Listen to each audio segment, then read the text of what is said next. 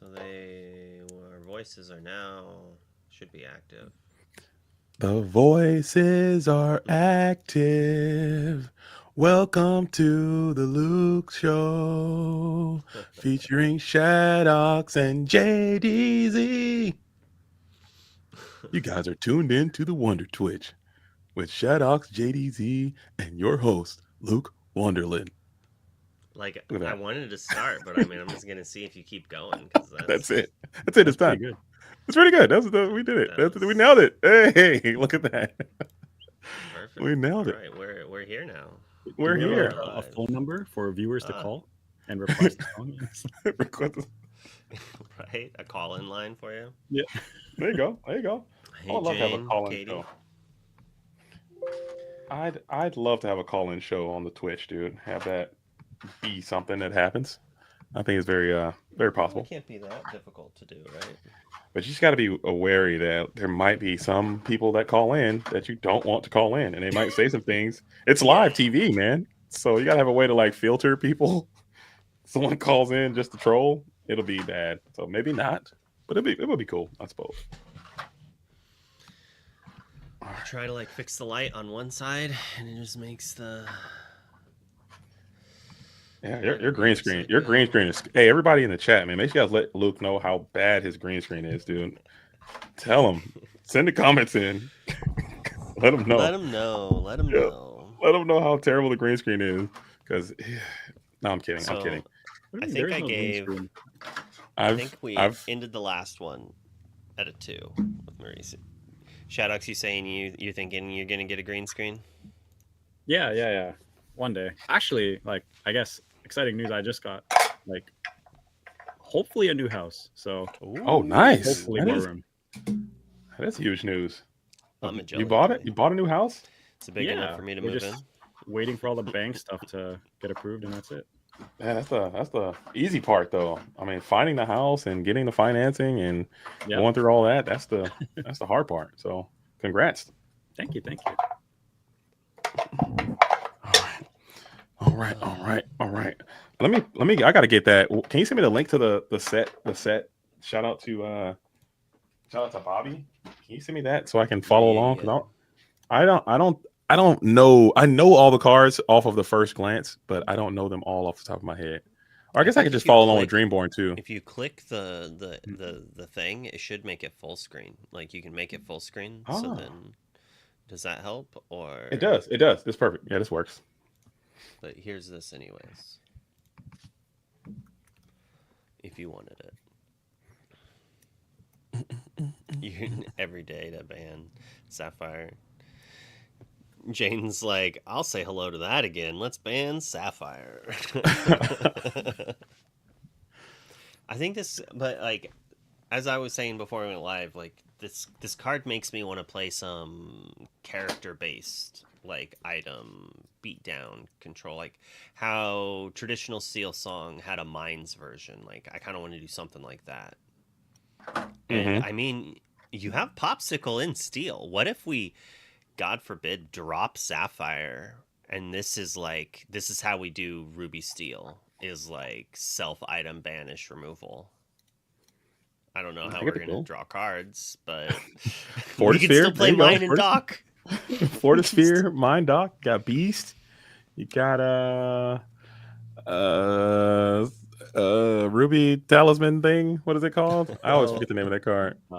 medallion weights. Yeah, that one, right? No.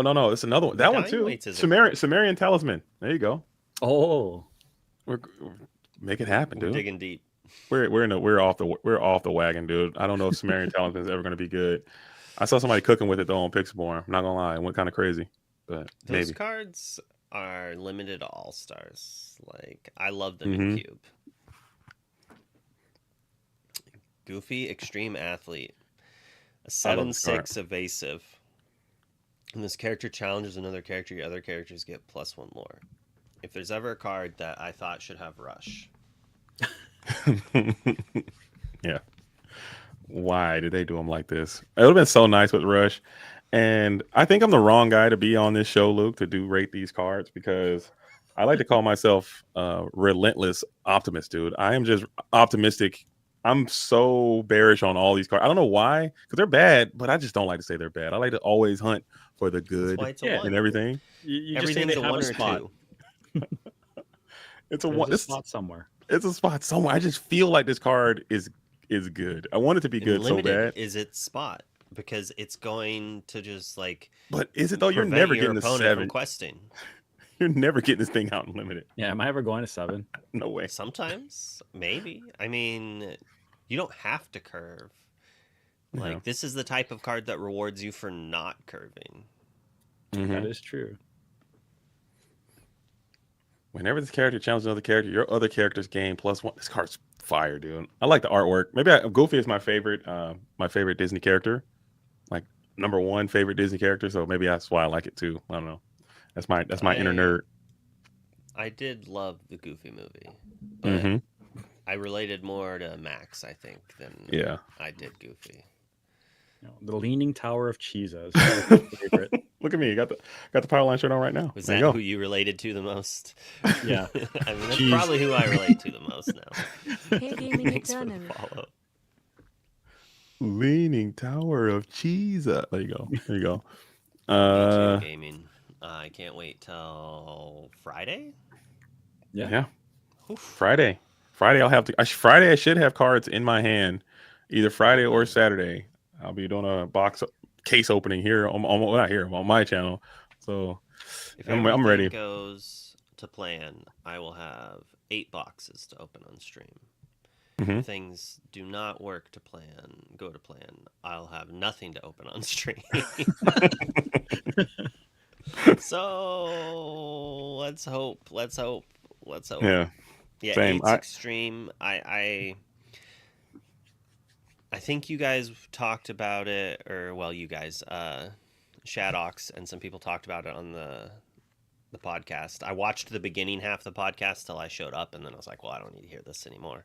And I'm like, well, maybe I shouldn't change the analytics to be like, as soon as Wonderland joins, the viewership drops down.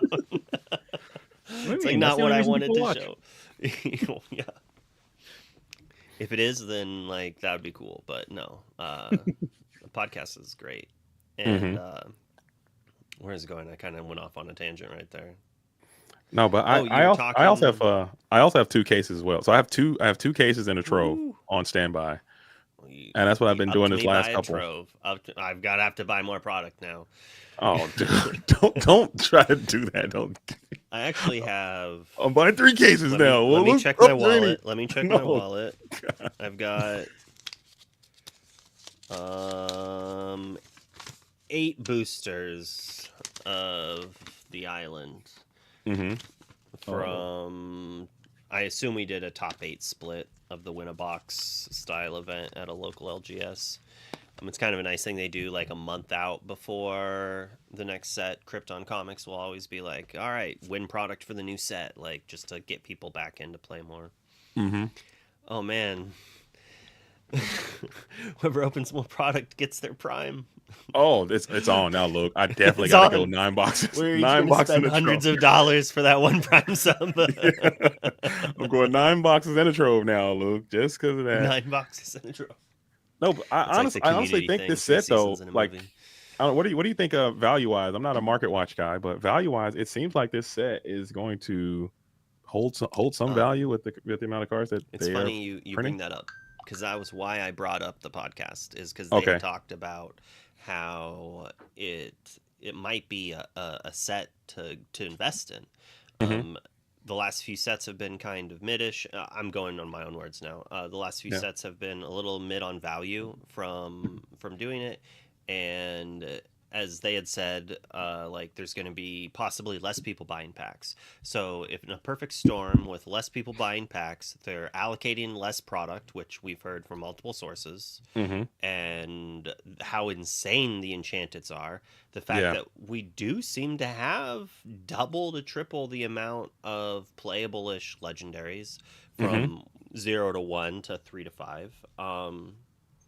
It could be a good set to open. And I'm still not like, I still have a little bit of buyer's remorse for my 2 Japanese boxes because like I got 2 Hades and then a few other fun things, but nothing like insane, right? Yeah. Yeah, I Oh, didn't that, open that's a foil Rapunzel like Sky did. I did too. I'm sorry. I think it's worth it this set, like to buy sealed. Like even if most people don't end up buying sealed, I think just like the amount of playables plus the enchanteds make it like worth it. Yeah. And like on top of that, if like I know a lot of people are speculating rotation or something might be coming soon. If that's true, then this set's These might definitely be not the getting new rotated out. staple. Mm, yeah. That's and I bought like I bought. I've been buying 2 cases since Ursula's return. About 2 cases Ursula's return, 2 cases Shimmer Skies, 2 cases Azure Sea. Shimmer Skies I got absolutely blasted, dude. It was like not even a thing. Ursula's turn I did okay. As Azurite Sea, it was fine, but this one I think is going to be the one that is going to be worth the most in the end. See, Jane here, she's not pre-ordering product, and it's just like that's what's going to make the product worth more. It's a crazy supply and demand thing. We just like, I think it's finally settling after multiple sets. The FOMO of like set one and like the overbuying, and then like the punishing buyer's remorse from the overprinting of Inklands. Mm-hmm. And these aren't even that big of an issue. It's like Inklands isn't like a bad set. Like there's just a lot of it, right?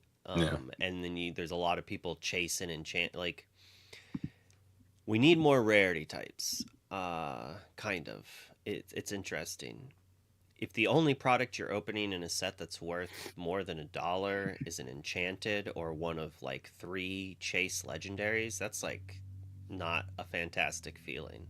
Like it's good that these chase cards make tournament staples cost less, so it is easier to play the format, and that's a positive, right?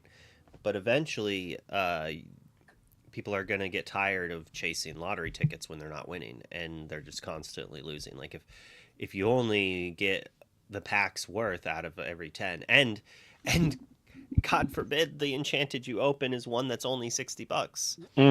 Yeah, you're cooked. That's a On, fact. on the bright side, there's no locations, right? Right. True. True. And I That's think fair. just based on the enchantments that we have in this set, like all of them seem good, except for maybe the Devil's Eye Diamond might be the one that you don't want, or the Glass Slipper. But I want the Glass Slipper. Do I would love to have the enchanted Yeah, Glass I dude, think Slipper. the Slipper's a art. good one to open. I think the Yeah, glass like all the slipper, yeah. not only will it have some fringe play, but it's gorgeous. And I think there's going to be people who are like, I want to get the enchanted Cinderella and I want to get an enchanted glass slipper, and I'm going to put them in the same deck, or I'm going to put them Yeah, on a shadow box on my or wall. something. Yeah, absolutely. Mhm. I'm trying to find out what enchantments are the ones that are just going to underperform. I can't think of one. They all seem like they have their own niche spot, either very playable or super iconic, or it just looks amazing. Like the Queen looks amazing, Devil's Eye Diamond looks great, Radigan looks great, the Bell looks great. They all look good, or they all are iconic in some way. So I think they knocked that out of the park, honestly. So here's a question. Did everyone rate Calhoun insane in the set reviews? I would hope so. I Because think she so. started off pretty cheap. Hmm. And it took a lot of play. And now she's over $10. And she's a rare. So like there's real value. Hey DeCandio, how you doing? I feel like were there any expensive rares in the set before? What would that be? Set 5? Let's see. Because I feel like set Doc? 6 is when like all the rares started spiking. Like Genie was like fairly cheap in the beginning as well, right? And that was for sure rated pretty high. Doc Yeah. was set 5, I do believe. That's Doc was Shimmering Skies. Mhm. I remember thinking when I got the Shimmering Skies foil playset, I was like, I already have the foils I kind of want. Outside of the obvious, like the enchanteds, I didn't have any of, but I was like the regular foils. And I think Elsa was not very expensive because she was in the precon. I know Maui Yeah. Maui was up there for a long time too. During his reign. Flaversham has Yeah. spikes and is probably back up. But those are also like older, right? Like Mm-hmm. I guess I mean like more fairly recent ones. Gotcha. Rares have generally been pretty low, right? Flower Sham's Until last set. $3. Flapjam is how much? Flower Sham's also on the starter too. $3. That's Well, Okay. the cheapest in the marketplace is $3 with $131 shipping, which is honestly impressive-ish, since it was a precon rare. That was very overprinted. I mean, I guess like what is Fox right now? Foil Fox is up Oh, there God. highly. Oh my goodness. Fox is $350. why. Okay, not bad. The foil, cold foil is like what, $20? Rabbit was in the precon. Fox and Rabbit were in the precon, right? You got one Yeah. of each. Yeah. Imagine how much those would be. Hmm. I don't know. I think it's scalable too. I think depending on the rarity, like if it's a legendary and it comes out and it's like I a need to sell dollar, my else's. a legendary comes out and it's like a buck, and then it finds some playability or someone cracks some code on it, those things can jump from $1 to $15, $20 pretty easily. You can buy foil Elsas for cheaper than regular Elsas right now. That Or doesn't the make any same sense. price. Kinda crazy. Same price, basically. It was, Yeah. I got confused. I let the person who paid money to be put at the top of the page trick me into thinking it's price. Remember, kids, scroll down. The top priced one right here. You can't see because I don't have it cropped right. But the Yeah. top one, this is the cheapest in the market. So when someone asks you how much a card is worth, you tell them this, because that's how much you could literally buy a near mint copy for, shipping included. So you could argue that Elsa's current value is $5.78. Sure, you buy 4 of them and it's $5.88 because this person here has 5 and this person has 13. So this is going to be what the market is around there. So if someone's trying to tell you it's way much, be like, bro, I could buy 30 plus Elsas and the price doesn't even really go over $6. Hmm. Wow. Just a little hint there. Sorry, I ranted. I raved. How many stars do we give this? I don't even know if I want to give it a second star. But I don't know. probably It's a will. rare. We just talked about rares being Dude, expensive. 5 stars, dude. 100%. That card is great. I like this card too, man. I'm gonna figure this thing out, man. It's probably look at this, one. dude. Like, Look at this artwork, I hate man. that it damages itself too. Yeah, that does suck. That does suck. For the It- for the yeah. I was gonna say for the price range because chat's still talking about it. Like even Raging Fire was like $3 or $4 for the longest time. I think the tournament scene increased its price. People were prepping for DLCs. It's played in a lot of things. Although we don't have more DLCs, I think people are still buying cards with anticipation of DLCs. Hopefully, we'll get them Yeah. soon. And I think the other thing is people are starting to realize that there are some old good generic cards that just will always be good, like Raging Fire, right? Might as well Yeah. pick them up And now I'm really upset. because they're going to get harder and harder to find. And I don't think they're gonna print another card like Strength of the Raging Fire. I just Mhm. don't. I think those days are gone where they're just printing like really generic good cards like that, removals wise. Or songs They in could print general. something There's only, similar. like 5 songs in this I set. literally think they could print Smash. I think they could print Song Smash at either uninkable or inkable. Hopefully Yeah. inkable, and I don't think it'd be that broken. Like, sure, Cindy Smash is like pretty good, but you can still Cindy Strength with more commitment. Yeah. Like, make it uninkable to make it balanced, right? It's like what do you play if you have Strength, that card, and Storm? It's like you play 12. Well, like, what's the upper limit of 3-cost song removal? Like, eventually, All of like it. I think what they're going to do is push that to make so many that you have to choose, which then might hurt our eventual meddling mage. Come on, Chris Palooka, we need you. But I think that's what they'll have to do. It's just like they can't. You don't want to make it better, right? You're not like, but uninkable Baboom song. Like I think that's also on the table. Possible. Like Puede. give us nerfed Cindy, right? 1 cost, 2/2, Singer 2. That'd be fine. I support. Singer 2 is crazy though. Do they have Singer 2 is it's so silly. This card would be a 2 if it didn't damage itself.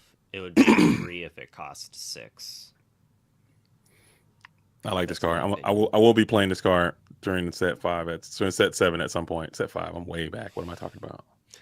You're This gonna card's great. use Return of Hercules, put him into play. I'm gonna use Mufasa, dude. We're gonna mill this guy with Mufasa. We're gonna flip this guy with Mufasa All right. and vibe out, dude. So while it is entertaining there and a possible place, Because they also have those For heal to cards see too. They got like a play. lot of heal this, heal that. You Yeah, just keep that's healing true. them, and you're rocking, dude. I Amber think Coil. if he just If didn't it's all have play, it 4 would be that. willpower, if Was he had that? a little bit more. Yeah, if he could, because he get two triggered more chances. So than you twice. ink once. You ink. What? How's that work? What's that Amber Coil? Pull that thing up. What is that Amber Coil? Let me look it up. He's like, wait Jamie- a second, guys. Let me see that. Let me see that. Yeah, it does what you think it does. It says when you ink heal too.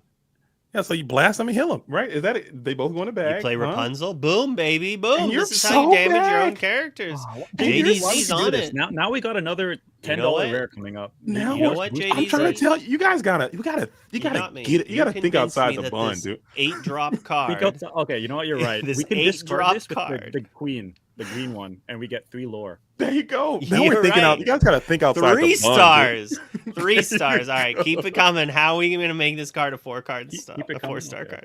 okay. Dude. We gotta think outside the bun, dude. Yeah. There you go. Real talk, though, I do kind of think that, like, if you are making a self-heal deck in Amber and Ruby, like, I could see this being a 1 or 2 of. Mhm. Obviously, aggressive decks could be bad for you, and this isn't a way to answer those. Like, I don't know how this helps you against the control decks, but it's big. It's hard to get brawled. They have to ink twice to brawl it, and then like a quest for 3, maybe. Like, Yeah. And it could be a way to give this guy some resist. I don't know, do like a blue Oh, Cogsworth resist thing, and he just tanking it. This thing and Cogsworth side by side seems not great, but because you do it to all your guys, but it could be a vibe though, man. Popsicle, heal him. I don't know, man. You guys are the better players. Cogsworth only deals 1 to your stuff, and That's like, what I'm saying. You get 2 Cogsworth, right? Or so who else does resist? Somebody else got to do resist, and you're just tanking all that, and you're so back, right? Dude, Oh, you we're, can play 4 Well- dozen eggs? and Oh we're boy! so Oh boy! there. Oh boy! Now we're cooking. Okay. Lyle's the set 7 genie. R2 calls it. Let's go. Let's go. Oh, dude, let's go. R2. R2 gets it. R2 can cook. So- That's what it is. It's hard to want to, like, first of all, I mean, okay, I guess the exceptional leader is kind of a steal ability. I didn't know evasive was a Ruby ability. Like, this is a steal card. I like, is Mulan the only reason this is Ruby? This is one of the disappointment There's cards. a few evasives in Ruby, right? Like Pongo. I think guess. evasive, So it's evasive is evasive. in every color has evasive. Oh, okay. Yeah. I think. I mean, I want to say to be fair, normally 1 or 2 inks will have a default characteristic as one of their main characteristics. This is just, I say it as if it's like in the rules, but like Magic did this. Like flying, which is evasive, is like a Mhm. blue color. I think Runes of Terraria. No. Runes of, what's that game called? Shadox. We both Runeterra? played it. Legends of Runeterra? Legends of Runeterra. Legends of Mm. Runeterra had the purple characters. They were all evasive. I feel like that was the one that the dragon was in, right? Oh, Amber does not have evasive. I was wrong. But I think the Amber has new none. they got Amber Emerald. That's what the new isn't that one the one? No, she can't be challenged. The new So 4 Amber's cost. like green. Oh, Snow White? Yeah. Snow White They'll can't be challenged. probably- And then the Madrigal that quest for 4 now, she does not have evasive. She can't be challenged if someone sings. If someone sings, and then you got the other Madrigal, she is purple though. So She's they have, like, amethyst. Yeah, and super Amber. she's She's evasive. evasive. It's Okay. like their evasives are harder to hit, but also they can't deal with evasives at the same time. Yeah. Okay. Okay. Duel Links technically brought Amber Evasive. Yes. Sure. But this card, I feel, is could have just been Steel. It's played safe, which I don't like for Duel Link cards, especially for Duel Link cards in archetypes, color combinations that have had no tournament play. And this is the first set that I think someone was saying that they designed cards for, or they had feedback from the previous sets. Mm. So they already knew that no one was playing Ruby Steel when they were designing And they tried to buff it a little bit. I don't know. Again, my optimism. I can't be on this panel because I'm just all up, dude. I'm like, you guys are great Have you players. Seen the obviously. other Mulan? Have you seen the other Shift Mulan? Look at yeah. it and then look at this and be like, okay. Dude, I think this card is dope, dude. This card is like a 10, dude. Not bad for Ruby love Steel. it. I think this card is cool, man. It looks cool. Look at the I'm not gonna artwork. play it. Dynamic. I'm gonna crush it with in limited. It's very good. I'm gonna play every single card in this. I play everything, so that's just my bag. I play every card. I will for sure play this card in a tournament. I'll take it to locals. I'll take it to a set champs. I'm going to play this card because it's just the man who too plays cool. a different deck on stream every day is gonna play Every this day. card. Yeah, I bet. I bet you're gonna play this card. I will. This card is cool, but I'm saying I think this card is not people. All the ratings that I've seen so far, everyone's like, "Oh, Mulan, that card's cheeks. It's bad. It's 0. It's a 1." It's definitely not a 1. It takes too much. It takes too much. You got to do too much. Okay, respect. But you're saying you want this as a 2-star, Shadox? You think this is? Yes. I give it a 2. Maybe not a 5. Ruby still got so much support. It's not a. It's yeah, not, but this ain't it. This can't be a 1 out of a 1 out of 5. We gotta quantify the scale first. I'm in here. This is my first episode I've been here with you, Luke. It requires a shift character, and then it requires you to challenge something. I would argue that the Shift Mulan, the Ruby Shift Mulan, is better than this. Has the same high impact when it comes down, if not better, because you don't have to challenge, so you can just spike other things. Like if you don't have other challengers, you have one character, she answers 3, and it's just better, kind of like, and you can raw dog her for 6 where she costs 7. Dang. She's evasive. Maybe that's not the terminology I should be using, but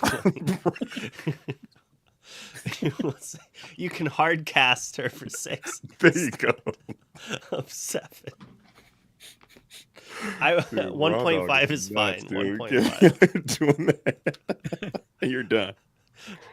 Oh, legit business person in the chat. Congrats on your win and congrats on your ownership of Toronto. Good job this weekend. The new. Yeah, Shadox. What do you have to say to your new king? Yeah. Oh no. The owner of Toronto is in the chat, dude. I'm sorry, Shadox. It's a fact, dude. That happened. It's okay. I'll call him King Jackie for a while. Yeah, just for a little while until the next time. You got about 8 weeks to figure it out or something. No, probably no, it's longer than that. Did you show up trying to get in, or no? I didn't end up going. Did some?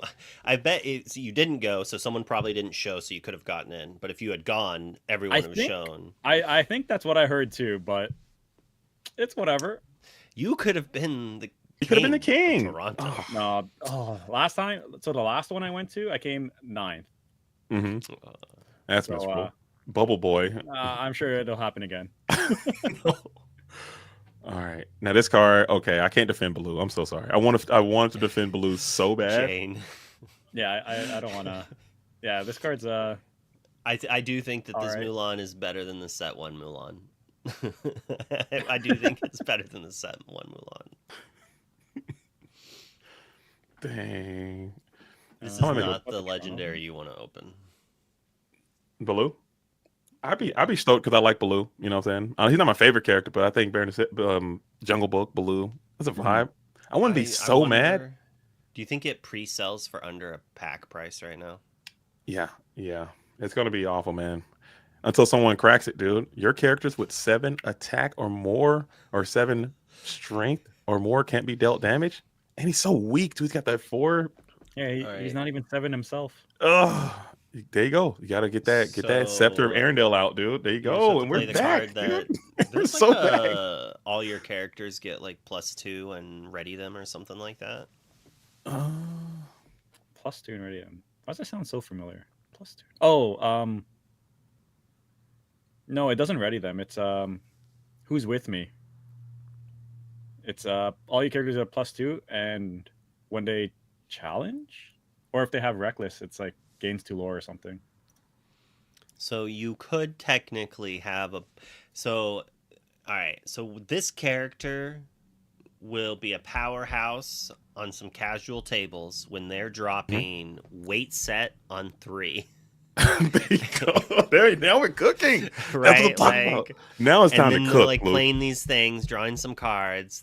They is that card a song or do you have to hard cast No, that? okay. So it's a 3-cost inkable action. Your characters get +2 for the turn, and whenever one of your characters with reckless challenges another character, you gain 2 lore.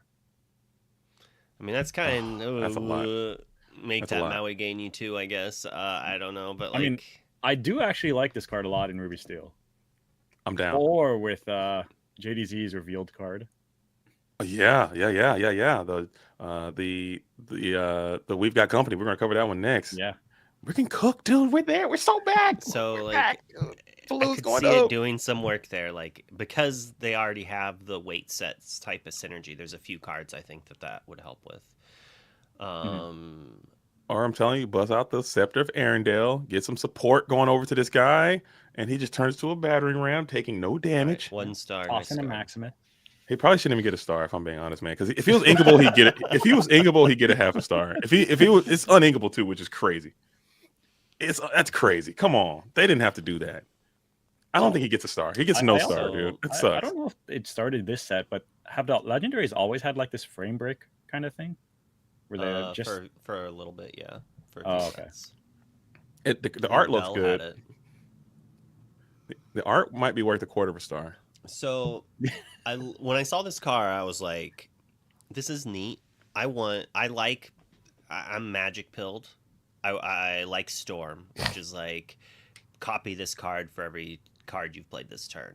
And like normally it's like grape shot, you deal 1 damage, and this is a grape shot on a stick. Like whenever you play an action, you deal 1. You don't get the characters, but you get the gist. So understand why I'm like, oh, this is neat.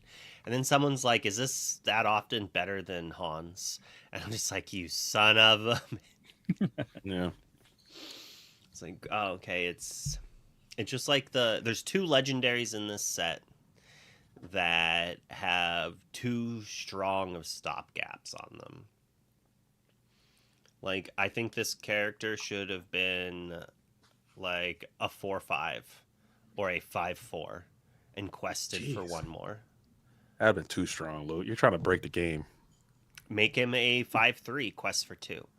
Like, he's a gigantic rat. He's a nefarious criminal. He does some work. Like, in his world, he is not a 3/3. Dude, somewhere Hey. villain is 1/6. clapping so hard right hey, now. don't call him a rat. He's a mouse. What's he gonna Is he a do? He's mouse? only a 3/3. His name is Radigan. He better be a rat. I'm gonna be so I upset mean- that guy's a mouse. To be fair, the cat's only a 3/1. Yeah, Felicia. This Yeah. guy should. I think this is fine. I think this card is super playable right now. I think you can slide this right into the DKP special, and with the locations and the sharks and all that, and it's going to be a day 1. People are going to play this card. I think it's got to be more than a. It's got to be like a 3 at I least. think this card's all right. It's not like terrible or anything. Mhm. It's just But I don't what know. do you have to do to make it good, though? Like, Okay, in 1 would it turn, be too broken if you got rid of the exerted thing and it's just like shark? I think that's how it should have been.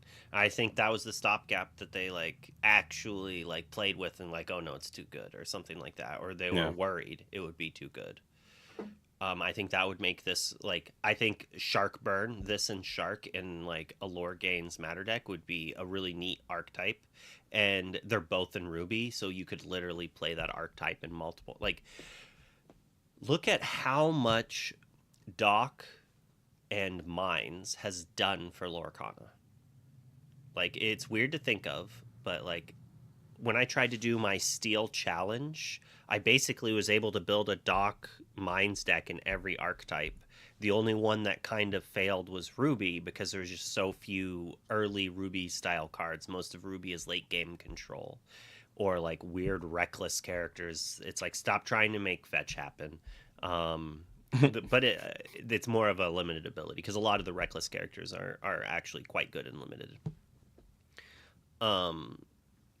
So I don't know. I wish this didn't need to be exerted because this and Shark would create archetypes in all sorts of ink combinations, and because this has to be exerted, I think it like makes it from a 3.5 star card to like a 1.5 star card.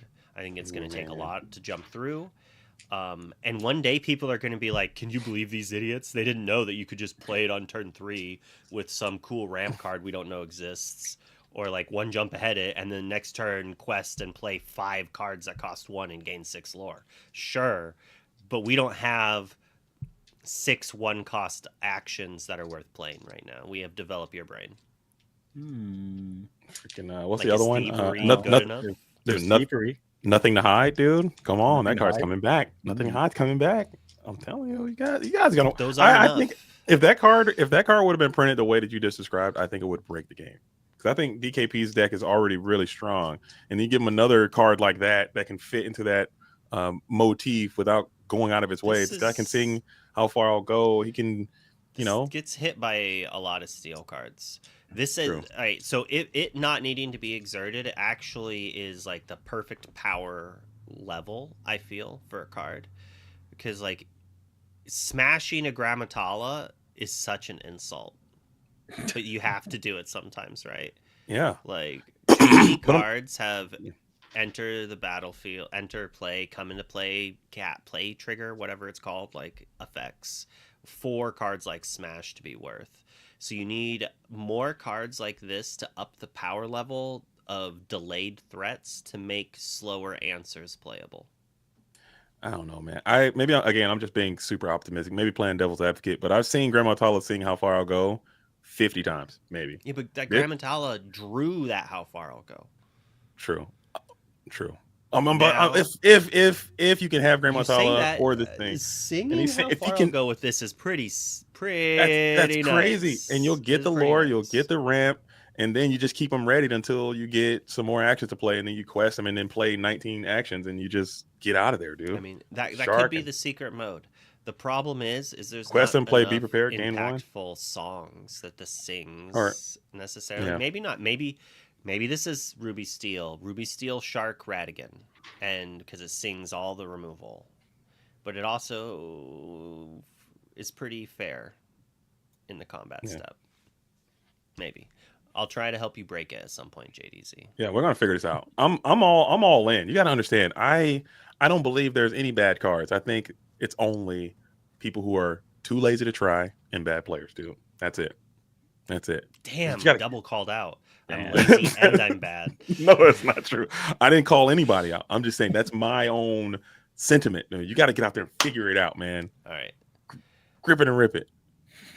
I saw this card and I was like, yes, it's a knight. Oh, and it quested 2, and I'm like, oh man, I already had Cinderella Yeah. in steel. And while she did not quest for 2, her ability was okay. I mean, maybe Mm-hmm. I was just saying, like, there wasn't good cheap things. The fact that it quests for 2 might make it good enough. It is a knight. Like, is this better than happy?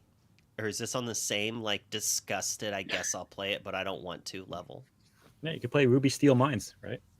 There you go. You're just talking about that. They just gave you the card of your dreams. He'll work. Cirque is not okay. Oh, we man. give him a chance. He gets a star. Give him a 2. Since he's 2 and 2, you got to give him 2 stars, dude. I think No. that's fair. Come That would be on, an man. insult to a lot of other cards that did not get 2 stars. I don't understand. Are we going out of 5? Yeah. Oh I yeah, it's out of 5. I know. We never get up there. We So you never can't get tell. past a 2. Like, these cards cannot be. There's all right. There's going to be a lot of 1-star and 2-star cards because that's Okay. just the truth. The nature of the That, game. like, Okay. from a competitive standpoint, Okay. I'll give you that. most of the cards are not going to see competitive play. The more and more sets that come out, that two things are not occurring: a rotation or theme based, archetype based cards. Like, if they make a new keyword and then they give a handful of cards that interact with that keyword, you're going to have a push for a new deck that plays those cards. And so those cards are going to be like, oh yeah, I'm going to give this a 3 because it's got some big synergies. It's going to make a new archetype. But if it's Or- all just the same archetype cards over and over Yeah. again for each set until those archetypes become playable, like, the ratings are going to stay kind of similar. Or you know what they do? They come out with like some super cracked, extra explosive shift target, Floodborne card, Floodborne Sir K next set. This guy's That going to is- just explode, dude. I mean, it's something that people need to pay attention to. And, like, in the early set reviews, we even, like, I was just like, well, this is a 1-drop 2/2. Like, if it gets it's automatically a 1-star because it could be a shift target. If it's a shift target, it's a 2-star. But that's also kind of changed. Like, shifting characters has become less powerful in a way. It's either broken or not worth it most of the time. Yeah. It's an interesting balance. Okay. What do you think of this card? That's a when they play an action. okay. That's It a would be that's a no star for me, dude. It's It'd be a lot better if the bag worked differently. Like, if I could play World's Greatest Criminal Mind, use this to pump something, and then have that World's Greatest Criminal Mind remove that something, but instead I play World's Greatest Criminal Mind, it fizzles, and then I pump the character. I like the artwork again. You know me, I'm big on the artwork. I like how they have 2 characters in there. They've been doing that this set too. They got Keita over there kicking in in the background, and him in the foreground, and then maybe there's another Keita card where he's in the background and she's in the foreground. Oh, pretty neat. different That'd be angles cool. from the same picture. Yeah, different perspective from the same. Because area? there's actually like another pair of cards in this set that do that. Aladdin and Yeah, Jasmine. So, like, pretty dope. Keita, this has potential. I mean, I'm only going to give it a 1-star For sure. because it's I'm more of sleeving a- I'm sleeving Sir K 10 times out of 10 before I sleeve Milo Dash. That's a fact. it's more That is like a you fact. play an action. Like, imagine you play an action that gives your character, like, gives it resist, like the hero card. You give it resist and it can challenge ready characters. Now, this lets it also stronger, right? Okay, you're right. Never mind. Imagine This you card's play it better on than a Scar, Sir K. and then this pumps it, or something like that. So you get multiple values out Well, of here it. you go. Here's a combo. I'd You rather have play Lumiere most of the time. you have your Baloo out. Okay, boom. You play an action. You base boost the Baloo, and now Let's do some squats. That's what you get for that. Maximus cooking. stocks. Now you're cooking. You're cooking. Oh, Should dude, we buy out squats? all the Maximus? Dude, Maximus is going through the roof. Maximus is going to be up Omega, dude. Oh, as Luke is squatting. Also, Milo's Am I another spawning? rare. Is it going to be $10? He's a secret rare. He's gonna be 15. Dude, Baloo Maximus, I'm agreeing with R2. Baloo Maximus Turbo is going to be the best deck in the format, dude. You guys will look out. Get to your local game stores now. Buy out these Baloos. Get on TCG Player before it goes to the moon. And you'll never be able to get one. There you go. All right. Edgar Balthazar. Just go ahead and skip this one, man. Just skip him, dude. He So- gets no star. Yeah, There I thought there were no You're done. bad cards. Okay, you're right. You're right. There's You're right. 23. I don't like his attitude. Look at this guy. There's 23 evasives in Amethyst, Emerald, and Ruby each, which is kind of cool.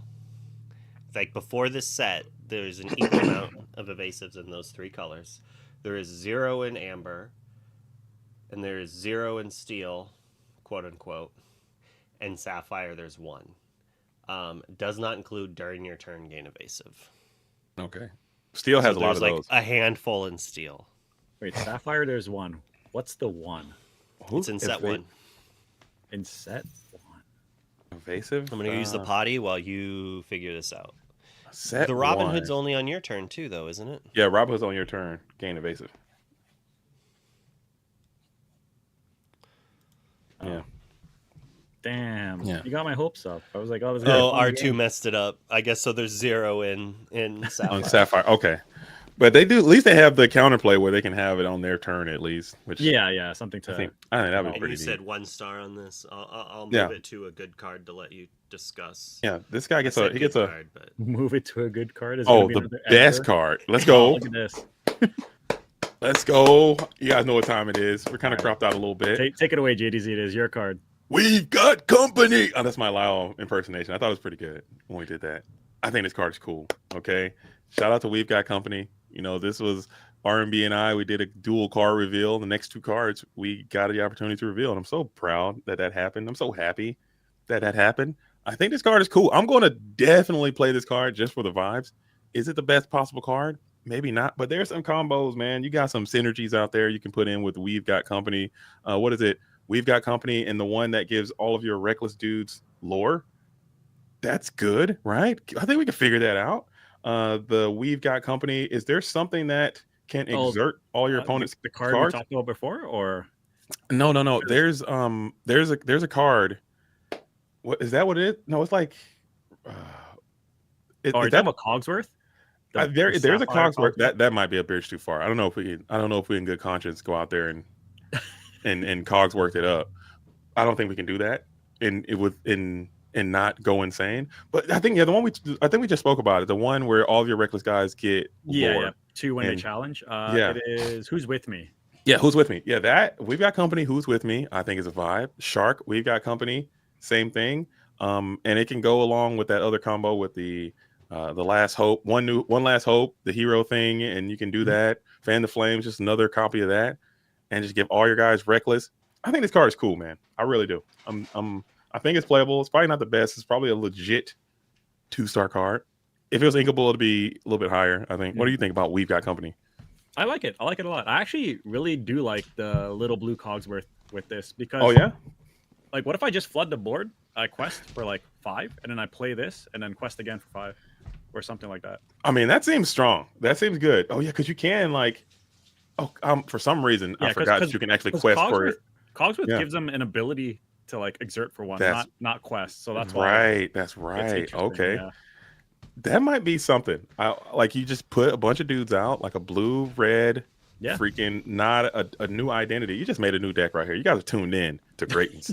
So Wonder Twitch, dude. Tell me why that is that much better than 99 Puppies. Because 99 Puppies is 5, and this is only a 3. What does that matter? You're not can playing play this twice. card on turn 3. For sure. You can Could play other twice. That's relevant. Yeah. That is a relevant thing. Yeah. I mean, I don't know, man. I think this card is cool. I think it's dope. I think that might be a combo that's at least worth trying. Just getting a bunch of guys out. Yeah. The other thing about this is like, you can also use it to like ready your characters and not like there's nothing to challenge. They just you quest and then ready, and then they're safe for the turn, right? Yeah. You think this is 2 stars? You say? At least 2. If it was inkable, it'd probably be 3. Sure. Me, I'm giving it a 5. I'm giving it a 5. Oh man, that's some 1.5 vibes right there. 1.5, 1.5. I'm giving it a 5. It's either 1 or 5. I don't know. It's either 1 or 5. This is a 10 for me. This card is a 10 out of 10. This card is a 20 out of 10. Yeah, we got a 5. Perfect. Easy 5 for me. But for sure, I think you throw a 3 on there. Obviously, the star ratings are out of order. It's a 3. Hey, I think you're kind of off the crop a little bit. You're out of Metropolis. So I love Bobby, but this website hates me. So somehow, for some reason, some of the cards are like off. So if I scroll up here, you see how it went back to poopy butt. Oh, okay, yeah. And I go here and it's back. So it's gonna do that a few more times, and you're welcome to tease me for it. No, it's fine. And I'll remember. No, it's okay. No, this is good. This is another card. This is our second card that R&B and I had the pleasure of introducing. Did I? I mean, do this that? card. I don't think I did that. Okay. This card, legitimate business person. You need to just go ahead and ban the King of Toronto real quick because he's talking a lot of crap about these cards. Get him out of here. Run him out of here. Ban Jackie right now, dude. Because Out of Order is another instant 5 out of 5, dude. Super playable. best I card in think the format. this would Lock it be in. a really cool like. I would like this as a song. Like That'd Yeah. be cool. it would be. It's still kind of too expensive for that aerial, right? Or what? How? What can? No. The 4 cost aerial can sing this. She has like singer Yeah. 7, right? Cindy has singer 9 Oh, yeah. for whatever reason. Yeah, she has what? Singer 9, you said? Something like Singer, that, right? singer, The no, Cindy, singer. yeah. The Cindy does. There's a Cindy with singer Yeah, 9, yeah, and there's yeah. an Ariel with singer 7. 7. Yeah. So like, give me an aerial that has 4 of these to sing and be prepared. Like I could see that being good. Like if this was a song, it would be slightly playable. Because Yeah. Energy Blast isn't a song, right? Energy No. Blast should have been a song. Both of those should be songs. Don't you want to live in a world where your opponents are banishing your characters and drawing cards? That seems like a fair, fun world to live in that we already do. Listen, That seems cool. if Energy Blast and this were a song, and you can go Maleficent, blow up your guy, sing this, blow up your guy, freaking play another Maleficent, blow Yes. up your guy, that would be a terrible world to live in. Where are you guys Yeah, but at? it would be Like, done by Amber decks instead of Sapphire, so no, it would it'd be more Maleficent pleasurable. Dragon would have It's more fine. By songs to then, I would have sing. won with my little blue Cogsworth and Reckless Guys. Yeah. Sisu does not need any more songs to sing. Okay, Be Prepared is a great tune. They go on all the road shows. They've been singing Be Prepared and Okay. having a But great time with it. I don't even For really real, like this this- in limited. Yeah, I was gonna say in limited, this is like the only removal card, right? I think it's the only one. Yeah, and you're gonna play it. You have to play it because like there's probably 1 or 2 cards that if your opponent plays it and you don't have it, you cannot win the game. I assume. But yeah, how do you get to 7, especially with Gontus? Oh yeah. Oh my It's okay. I just gotta get to 9. god. Yeah. Hey, I'm also playing what was the other card I said that you could play that you're like it's too expensive? Some bomb Lyle? character. Lyle. The and no, Goofy. Lyle's 8. I don't Goofy think 7. Goofy 7, yeah. You're Man, never making it to Goofy. You're what never would I making it have to to have in my deck to play the Lyle? Like, what cards have like? Because you have to draw extra cards to even ink to it, right? and there's no skip. ramp stuff in this set. I don't. No, they got that one Kita can ramp. That one Kita card, the Sapphire one. We haven't got there yet, obviously, but it can Oh. sort of ramp a little bit if you can get that. It's So not bad. I tried to build a deck with it, and I cut it, but I might have to put it back in because the card I cut it for does not do what I thought it did, and I'm very upset. I'm very upset that it does not. We talked about it the other day. I'm about to show it on stream again right now. I'm quite upset that this card only targets your characters. Whenever a card is put into your ink, well, a chosen character gets grandmother file. Oh, we just skipped around. Yeah, I was saying like this. I wasn't playing the coil because I was gonna play this in the deck that it cared. It was gonna be like a Mines version of Amber Ruby, and I was gonna use the World's Greatest and Queen and Minnie Mouse as removal based like song type characters. And it was not great. I played against Sailor playing Ruby Sapphire. I was like, I'm gonna go in hot, right? Like I'm gonna take this fun deck idea and play against the best deck in format for like 2 or 3 formats, basically. Let's see how it goes. I did not win, but I did. I won 1 of the 4 games I think we played, and I was mad at first because I flooded on Minnie Mice, but then I just like played her 3 turns in a row answering what he played, and I was actually able to steal like the last few points.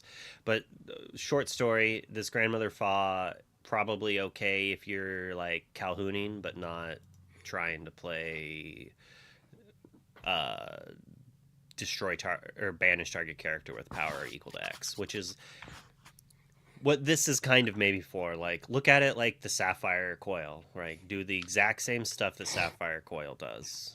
Like, give us our Sisu that banishes every character with power 4 or greater.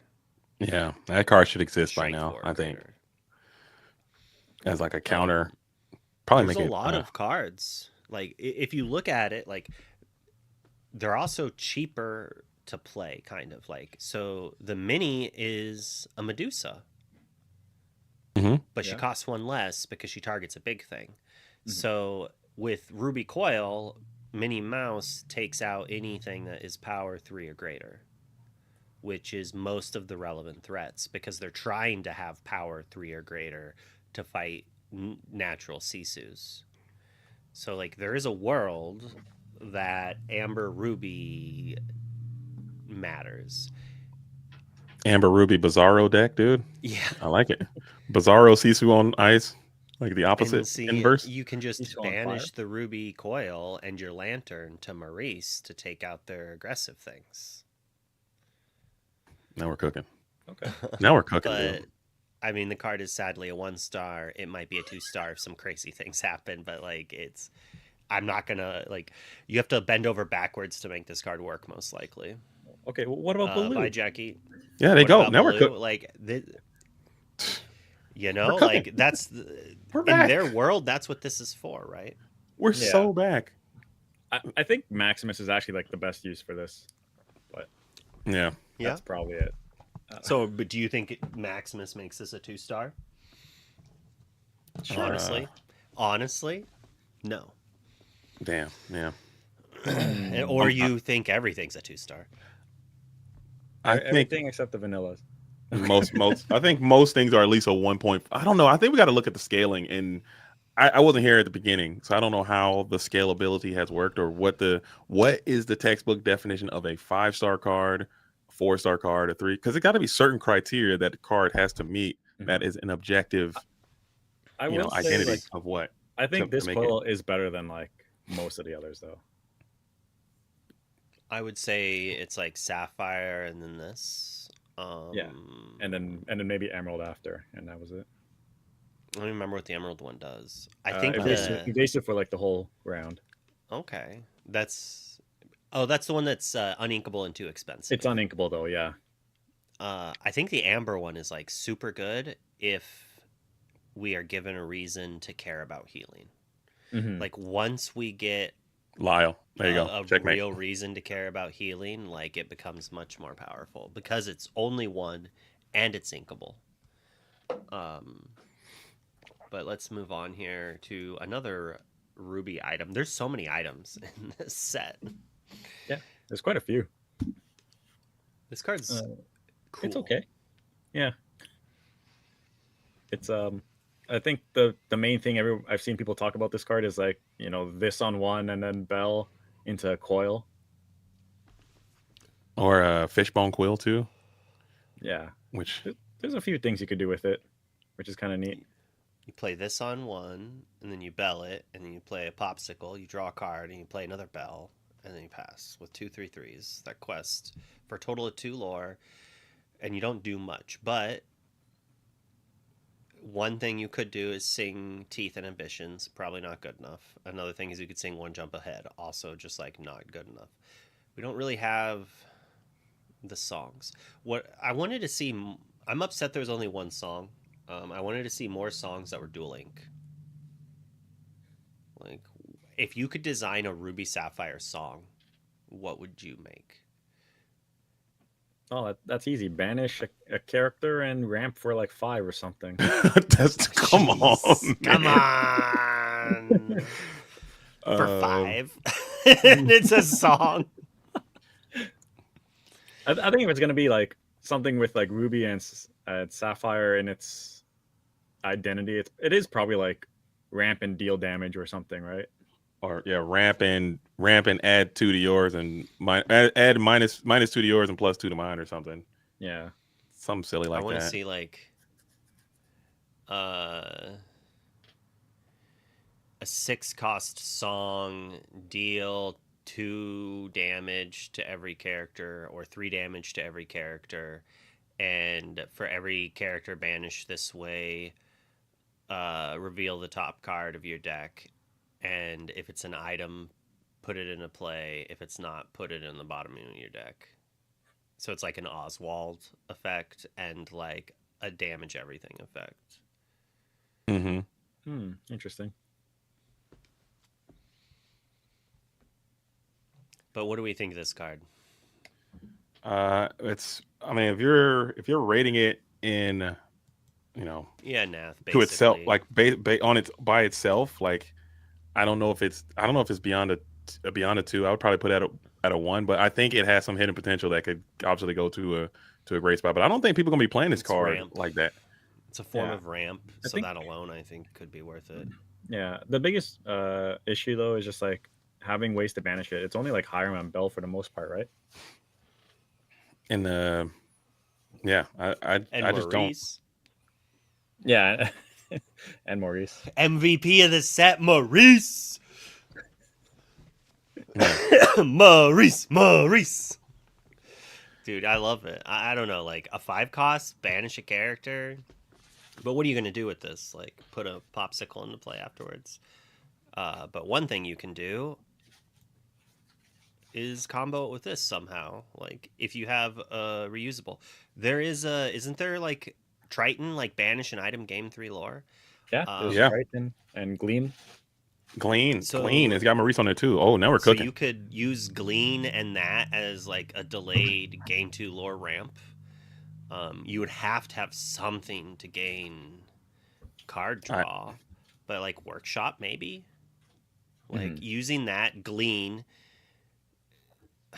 You're about to make a Maurice Turbo, dude. Are you about to make a Maurice Turbo deck, dude? This is Like, all you can Maurice out. play- I like it. You could play a turn 3 workshop and then play something else, but you don't get to activate the workshop, right? You still have to glean. So you can't glean it on turn 2 to play a 3-drop. You could only play, or no, you could play 3-drop. I'm silly. Yes, you could glean it on turn 2 and play workshop. And then turn 3 start activating your workshops. All right, so let's go and cook up Maurice Explosion item control turbo deck, So dude. maybe. And then you play 4 Tritons and 4 shields. And you just try to like do some stupid like 6 lore burst Mm-hmm. mixed with Glean. Did we broke it? We broke it, baby. We Okay. just made Ironworks. Is this is that better st- than my Cogsworth deck? No chance. Cogsworth deck is tier 0. Yes. I mean, this is pretty good though. This is nice 'Cause A tier, this a is solid A tier playing- strategy though, for sure. This deck probably could beat some slow control decks if they stumble, because we probably play Oswald and Dimes, and then in the late game could play Tamatoa and just like play Thomas, Dime win, and 6-drop. Like, we're also in the color that has the best cards in this set. Tamatoa, Yeah. right? I We're both gonna of get them, to a 5-star card eventually. It's actually Eventually. 4.5. It's a 4.5 because it does require build around to an extent. No, never mind. Rapunzel does too. It's Yeah, I do think this set they like really pushed like the red blue item build though, like with all the items and the extra synergy cards like Bell and Maurice and stuff. So it would be interesting to see like Triton and Glean kind of stuff. yeah. It's this card just really reminds me of Crack Clan Ironworks, the combo deck, because of I can't remember what it's called, but there's a 3-drop character that when it's banished, you return an item that costs 2 or less. And then it creates, you like get an item that then returns it to your hand. But since you sacrifice everything for 2 ink, it creates an infinite loop basically that you can do stuff. It's most likely infinite. I don't remember exactly, but I played the deck and it was dumb as crap. And it used things like this and the tools to be able to cheat stuff out over and over again. Luckily for us, this game does not allow floating of ink, so we don't have to worry about that type of combo. But this is like, what do you get with this? Popsicle and tools. Yeah, Yeah, I think those are that's it. Get your Best. Ruby Coil back. Get your scepter, get your scepter back, dude. So you can go more blue, do more blue. Scepter of Arendelle that you had to pop You early. could get your hero coin. Okay, there you go. Dude, we're gonna get cooked, dude. We can't be having. I think we're going. Get your Devil's Eye Diamond back. you Yeah, go. I guess. You can get your. This is right now. It's probably a 1-star card. It might even be 2. It's just the potential on this card is absurd. Yeah. Why am I invisible? You can't see me. Nope.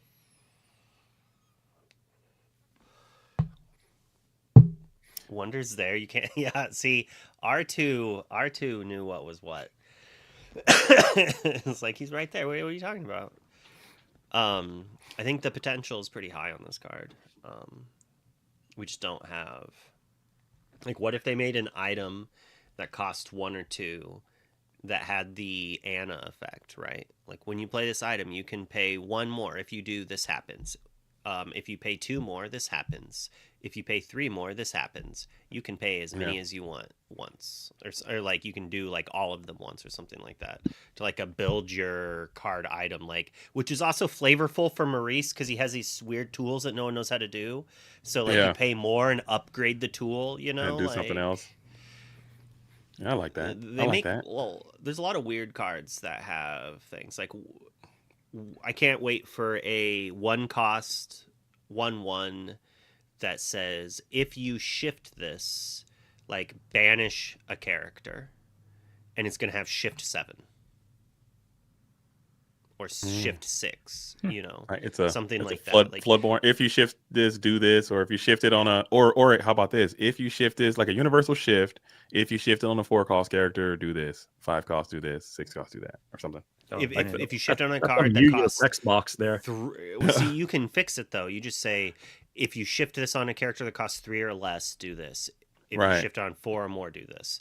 It saves a lot of text. I mean, you could go crazy and do 1, 2, 3, 4, 5. Yeah, that might be a bit much. There was a magic card that you rolled a d20, and it was like 1 through 5 this, like 6 through 10 this, and it had like 4 or 5 options. I think it had like a couple big ones, and then like 19 do this, 20 like roll again and do something stupid. I don't know, like item shift. Yeah, there's so many ways that the game can expand, and each time there's a new keyword that gives extra like mutations between different keywords. Like, so Magic has dozens and dozens, it feels like, of abilities, all that are just kicker, which is what Anna is. Like, when you play this, you can pay extra if you do this as well. There's so many variations that the game can add to that. What do you think about the DED, the Devil's Eyes Diamond? The DED, I like that. Good. The DED, I like this card a lot. I think it's cool. I like the enchanted artwork. The main form artwork kind of leaves a lot to my. I want a little bit more out of that artwork, but the enchanted one is just next level clean. I think this card's cool. I think people. This card upsets me. Oh, because playing a Mother Gothel does not trigger it. Yeah, it doesn't. That immensely upsets me. If I have a card that says all my characters gain resist and I play a Mother Gothel, I want it to come into play with only 2 damage. And I don't know if that's how that works, but I don't think it is. I think it's considered like putting on, which is putting on damage. Right? Yeah, so it takes it. It's gonna tank it no matter what because it's putting it on versus dealing. I learned that from Phil in the last Judge Rulings You Should Know video that he came by. Placing damage and dealing damage are different. This card got a line added to the CRD. Oh, that's funny. I guess to clear up things like that. This card, like, I think it wouldn't be much better, but I think it would be a lot better if playing Mother Gothel and Mulan and Beast triggered it. Mm-hmm. I think otherwise it's not bad. It's like it just sucks that like you play it and it doesn't do. I guess it's kind of like Flute, right? Like you just play it and you could get a lore right away.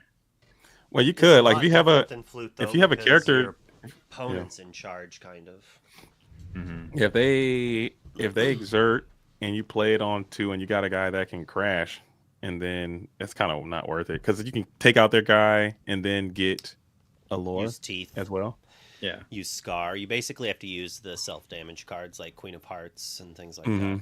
Yeah, you got to play those guys, and then otherwise you just rely on challenging, right?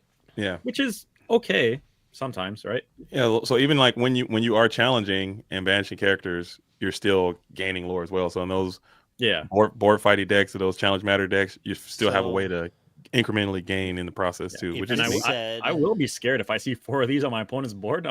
For sure. Again. Yeah, and then you won't. Then you're not exerting. You're not questing. You're not winning. And then they hit you with a freaking I don't know, the damn one last hope or something, Yeah.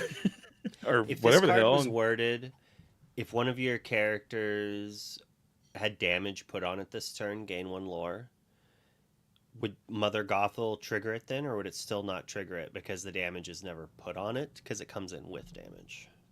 From what I understand, damage being played like mosquito bite, it puts the damage on, so that would not trigger. So I think it would be the same thing because it comes in and the damage is now placed upon it. Like it's not So if it being did dealt. say whenever damage was put on if damage was put on one of your characters this turn, gain a lore, then it would trigger off of Mother Gothel. Yeah, but And then if it that's might. the Then case, then in I'm theory, very it might not. angry It at might. this card's wording. And it might. If that were the case, it might not trigger the other way then because it's not being dealt damage. It's being placed. Damage is being placed on. I don't know. I don't know. I have to hit up a judge about that. But Well, I'm assuming mosquito bite does not trigger this. mosquito bite does not trigger I this mean, 100%. Yeah, the just like it diamond's doesn't. worded a bit differently too than like some other cards, right? This one says was damaged this turn, not dealt damage, right? Like I think other cards say dealt damage, don't they? Just damaged. Yeah, this one just says was damaged. Let me look it up. So like, this kind of fits the theme of some stuff. Like, see, I like the fact that resist doesn't stop all damage. In a way, like I would have preferred it if they had like actually named it something like pierce shot or piercing, or like they had a theme, because that's like a part of I if you're gonna have armor, I do like some damage being like armor piercing, which is like what resist is, right? So I like that aspect of it. I think it's funny that like the mosquito gets through your armor and like pricks you on the neck, you know. Maybe this card needed it. Maybe this card is a lot better than what we're assuming. I'm gonna give it the 2 just because it is like flute, like, Yeah. and as Shadok said, like your opponent has 4 of these in play. You're not questioning. I'm not happy. Yeah. I'm like I'm like, No, oh dude. man, I hope Even they 2 don't is kind teeth. of like it's a bit Yeah. scary, right? And it's Yeah, inkable, 2 unlike and a Calhoun. Yeah, it's I think inkable, like flute's probably sort of the best thing to compare it to, right? Because like it's just or spellbook or something, but it being inkable with a kind of strict condition, which but it's also not that strict, but it's also interesting. It's worth noting that, you know, flute costs 2, spellbook costs 3, and then has a continuous use. But spellbook you can activate every turn guaranteed. Whereas in this and flute, like you had something to like trigger it. So you weren't necessarily actually getting it for free. You had to like sing a song, right? Which is kind of free, but like you're paying some sort of cost. It's just interesting to see how close the cost is to make a card be a 1 or none or a 4 of in the deck. And the fact that this is inkable is gotta be big favor for it. Like it's like this could be what Ruby Steel was missing for Reach. Like go ahead, play your Flaversham. Like, oh wait, it says your characters. Ugh. I was thinking you could just like storm their guy and then like activate it. So you do have to damage your own, I guess. Yeah. So that's why you go with you go back to your Shere Khan Rush Sumerian Talisman deck with this. No. And you're on your way, dude. Out of here. He's in, Get dude. He's back. Here. Meat's back on the menu, boys. You just rush in. You're gaining lore. You're drawing cards. You're winning the game, dude. You're playing teeth. You're singing teeth with your Calhoun to deal 1 to it and to shoot their character, and you're gonna gain 1 lore. You're gonna play your Scar promo from your top 8. You're gonna take out one of their characters and shoot one of yours, and then you're gonna gain 2 lore because you've played 2 of them somehow. Then I'll hire him it away later. And there you go. With Maurice's thing. There you go. We're cooking. See, we're back, dude. This is 10 out of 10. Easy. Ruby Am Exert Rush deck. Josh gets it. Josh is on the level. Okay, I'm telling you. Oh, and we're gonna have I go Oswald, then I ink, and I hit another one of these. And you're cooking, dude. And you're so back. Is there something that can just do one, like deal 1 damage to like a repeatable, like what's that? There's like Robin Hood. Legacy Robin Hood. Fire the Can. Oh, that. There you go. Yeah. But you got to do it to yourself. Never mind. Yeah, That's bad. you gotta do Never it on mind. your own character. Forget that. Forget And that. you What can't about even the? get cheeky with resist because Yeah. then it won't trigger it. You have to do like a heal. Okay, here we go. Devil's Eye Diamond and the Amber Coil. Here, the Amber items deck is coming together. Just keep healing your guys, dealing damage to yourself, healing, Use vibrating, Grandpappy. and you're on your way. Grandpappy? Now we're cooking, Luke. Opportunities are endless, dude. Endless. Oh, dude. All right.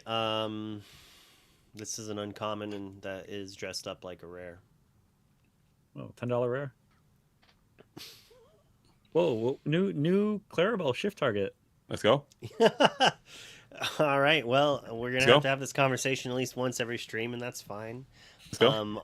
On average, I can only think of one card that I don't want to, or that I would be fine with. But on average, you do not want to be playing a 4-drop and then shifting 5 on it.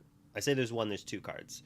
The other example where maybe this is fine is with Jafar, because you're going to normally be singing A Whole New World, and it's a combo deck, and you don't care that you're doing that, although you'd much rather shift on your 2-drop Jafar, and then use your other Jafar to sing Friends or something after that is gone. And the other situation is Pete, because it protects itself guaranteed, and then its shift up character is much better than its lower one and is kind of protecting, and in some matchups like Steel Song it is just backbreaking.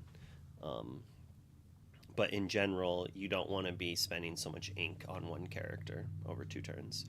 In limited, like, I guess it gains you 2 lore. It has a decent body and support. I mean, I'm playing this in all my limited decks, probably. Like, maybe not draft decks, but even then, like, it gains you lore and lets your chunky tank character, like, eat something. Yeah. This card. Are we ready to finally have a good review of a card? No. Okay, I'm ready. All right.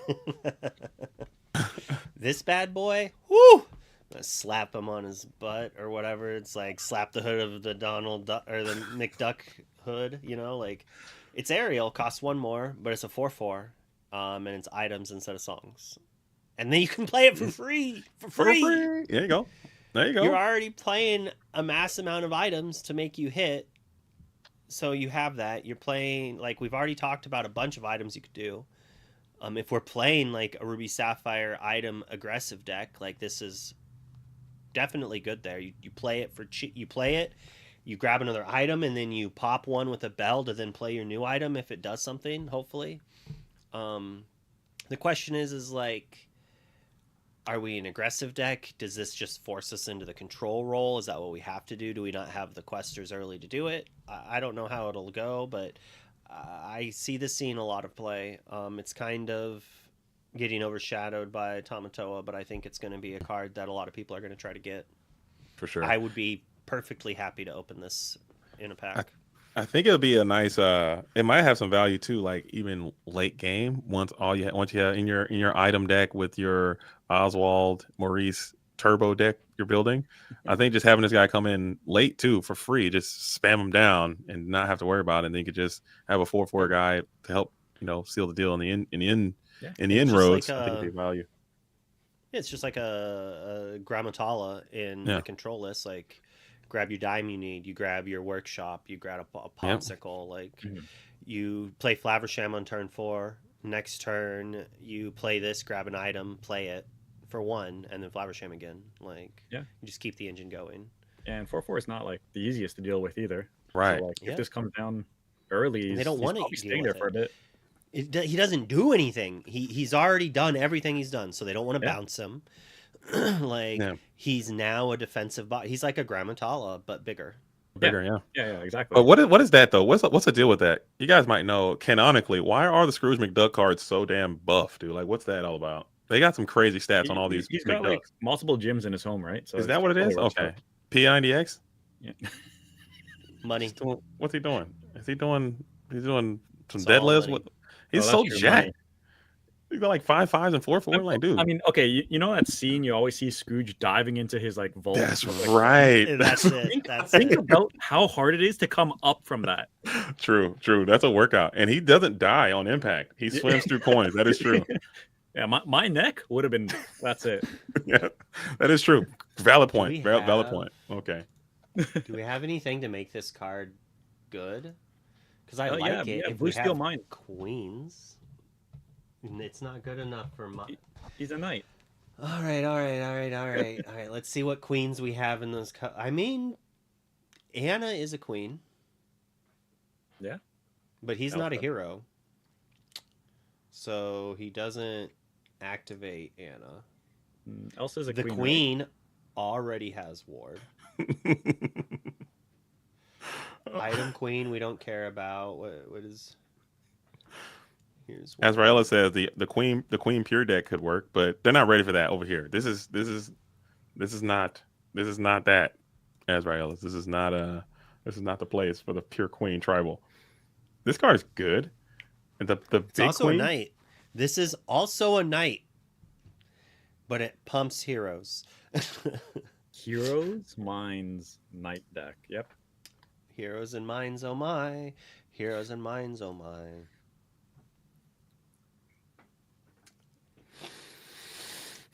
Oh, he himself doesn't have ward. I thought, man, I saw the ward, and I thought he also had ward, and he's just giving ward to. Man, get this guy out of here, dude. Mateus, I love him to death too, man. You know what I'm saying? I like seeing the brothers out there being represented in Lorcana. But Mateus, get out of my face, dude. I thought he had ward. He doesn't even have ward. How you gonna give something you yourself don't have? I guess that makes sense. He's got a shield. He's protecting the other person. That's a 5. He is a knight. So I feel like this is honestly its best use.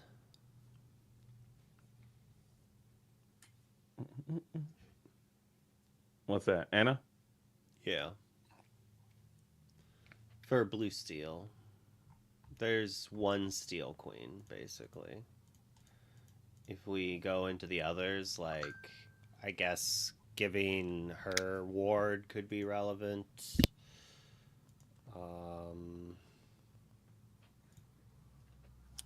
That's cool. That's cool. It's cool.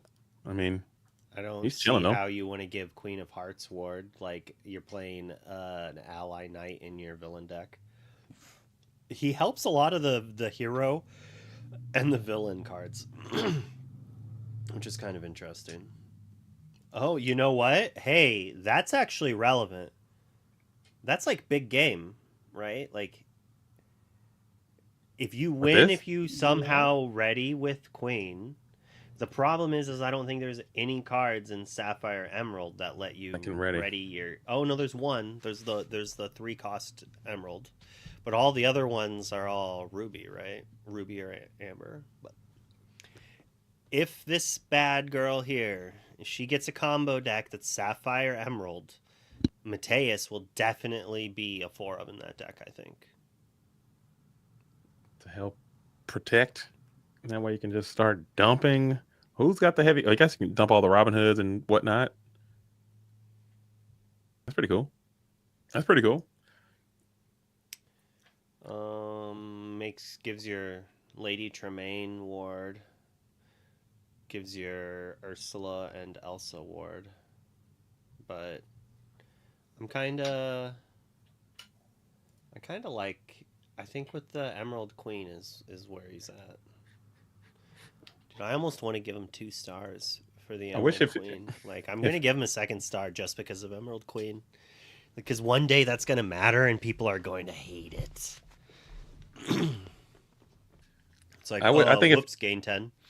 I think if he would have had ward himself, I think it'd have been a little bit better. But I mean, just getting blasted by fire cannons and then like, who cares, right? A 2 It's cost 3/2 ward.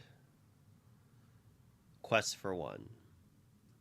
Yeah. Is Or if that there's like playable on its own? probably. Or if you had like Anna instead of Anna, I'm sorry. or if they come out with like a card in Yu-Gi-Oh we have a card called DNA Surgery, where you can change people's types or change their attribute or change something about them. Like just make him a queen. I think that'd be neat if they come up with an item that can do that later on.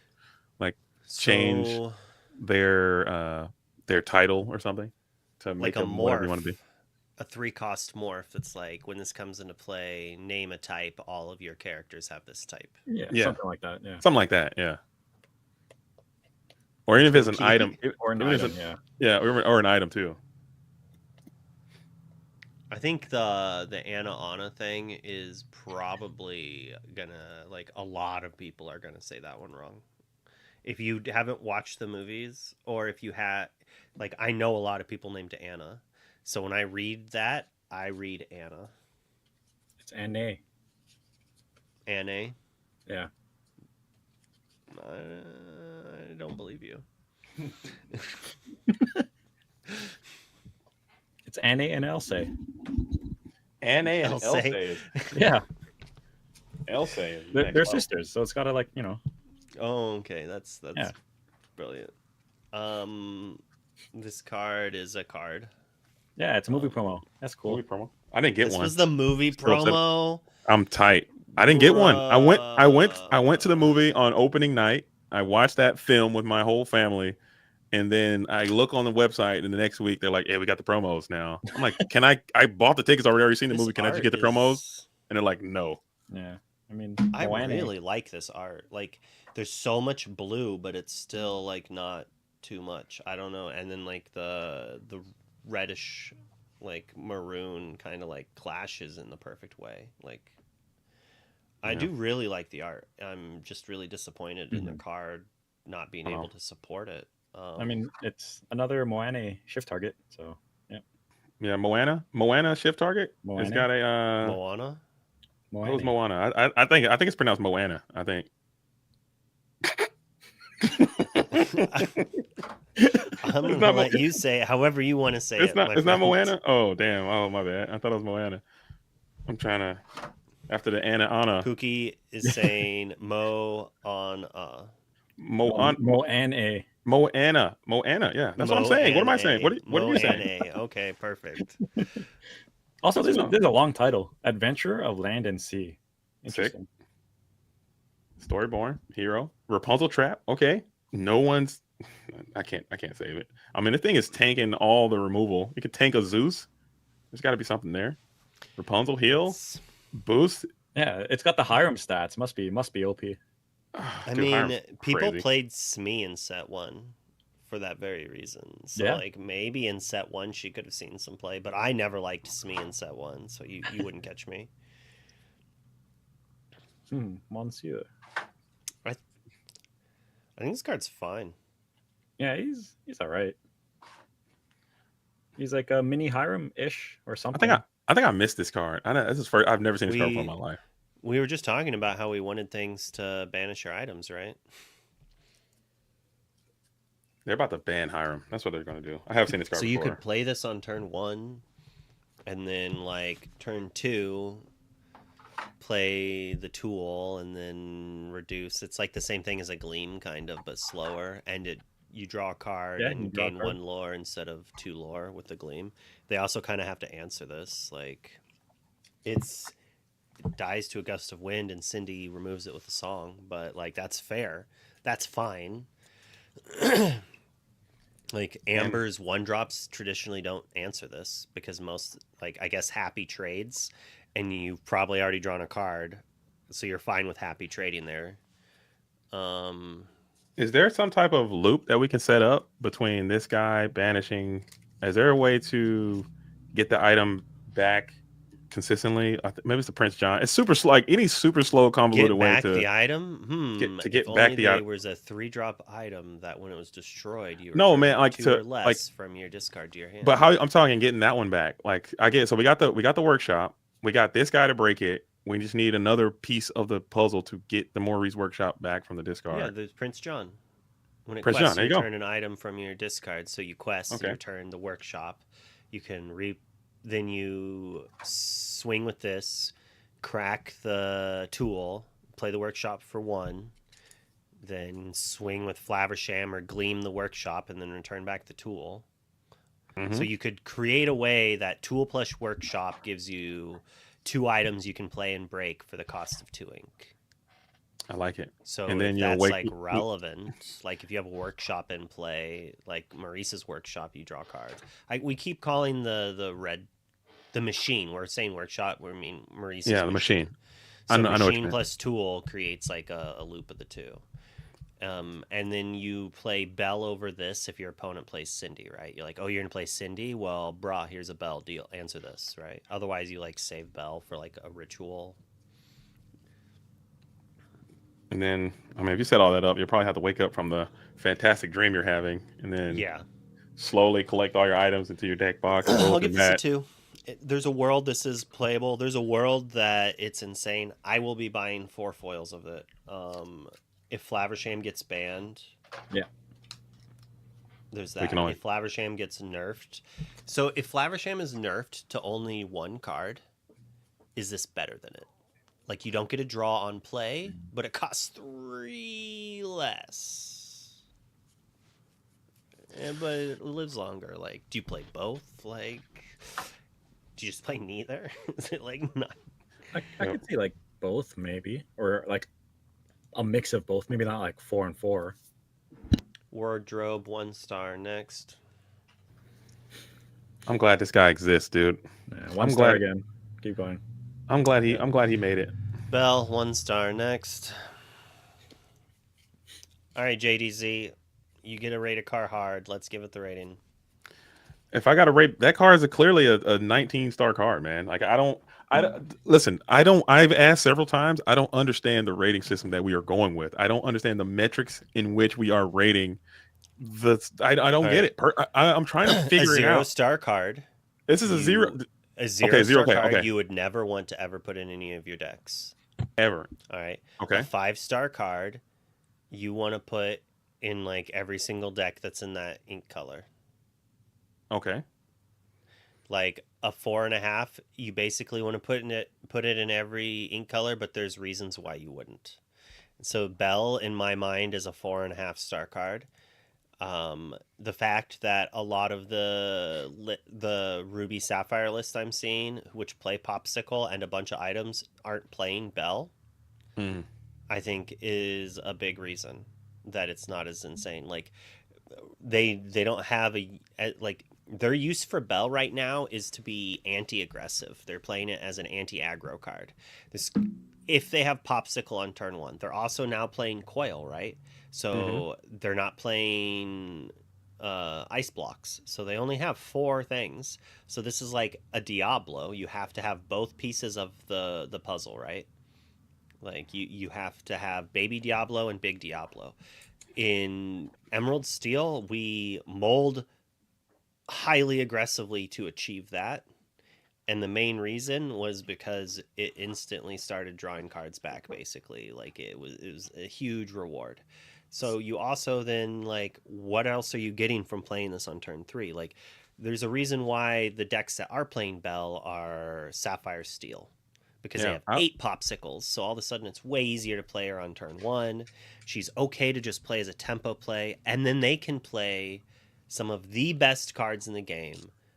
Storm of Raging Fire and Strength, or Storm, whatever, Strength and Storm. That was nice. Both you kind of combine both of those together, which is nice. Storm of a Raging Fire. That's Storm of a Raging Fire, dude. It's Strength like of a Rage Ben On, dude. I like Affleck that. And whoever he's dating, their names mixed together. No, but so with that logic, I think Bell is technically gonna only truly be playable in the blue steel deck. I don't think that anybody else is gonna be able to really. They're not going to play it. I don't. Maybe some Ruby Sapphire can play it. The fun deck we've been designing with all of the items cards. Yeah, we would play it in there. We would play it in there. But I don't think that the prototypical Ruby Sapphire is going to play this card because, like you said, it's not going to be consistent enough, and you don't have those. Because cracking anything aside from a Popsicle or a Fortisphere feels miserable. I would only imagine. Now, if super hyper aggro sees play, then I could see them putting this in their deck because it's inkable.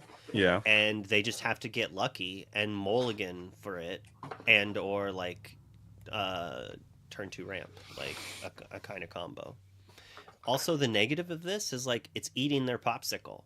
So what is their Flaversham going to eat? Facts. Yeah, yeah, they're gonna be Coil? losing. I mean, They're I gonna be guess losing.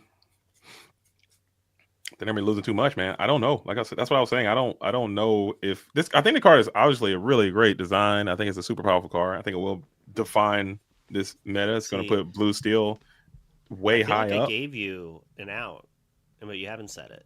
I, You can still play it because of Tamatoa. This is a way to get the items, and kind of a way to like you can take advantage of that through returning them through Tamatoa, so it's not as bad. Like you could, I guess you could play like turn 1 popsicle, this turn 2 ramp, turn 3 fishbone quill, activate it again, and then like play another bell, or you don't even have to play the turn 1 bell. You could just play the you can just crack the popsicle with Flaversham, and then crack the fishbone with the bell, and then get them back right. with like a Tamatoa or something. I think that's what I'm saying. I think Ruby Sapphire can play it, and I think Blue Steel can play it, and I think Red Blue can play it. I But think and it you're shines talking in blue steel. you're talking about a SME level event. I think SME is a perfect, by your definition. SME is a 5-star card because Smee's if you're 4.5. playing steel, he's going in every single steel deck in See, I every color disagree. combination. I You don't think so? actually do not like Smee without ways to nullify his disadvantage. So if I'm not playing Amethyst Bounce or Captains or Rapunzels, I don't like Smee. So there is definitely some Emerald Steel lists that I have played where I did not like the Smee. Now I would still play it in some of the decks, but I Mm-hmm. find myself inking it in some archetypes all the time. I'm like, oh, it's Okay, steel. I'm not playing this Smee. Like it's gonna just die to a storm. I'm not gonna like for sure. give them a card and set me back. I'll rather play my other 2 drops. Um, so there's reasons not to play it, and there's reasons not to main deck it as well. Like So not all Steel Song do you is think this gonna Bell is always better play than it, but they have Smee? Rapunzel, so you're gonna.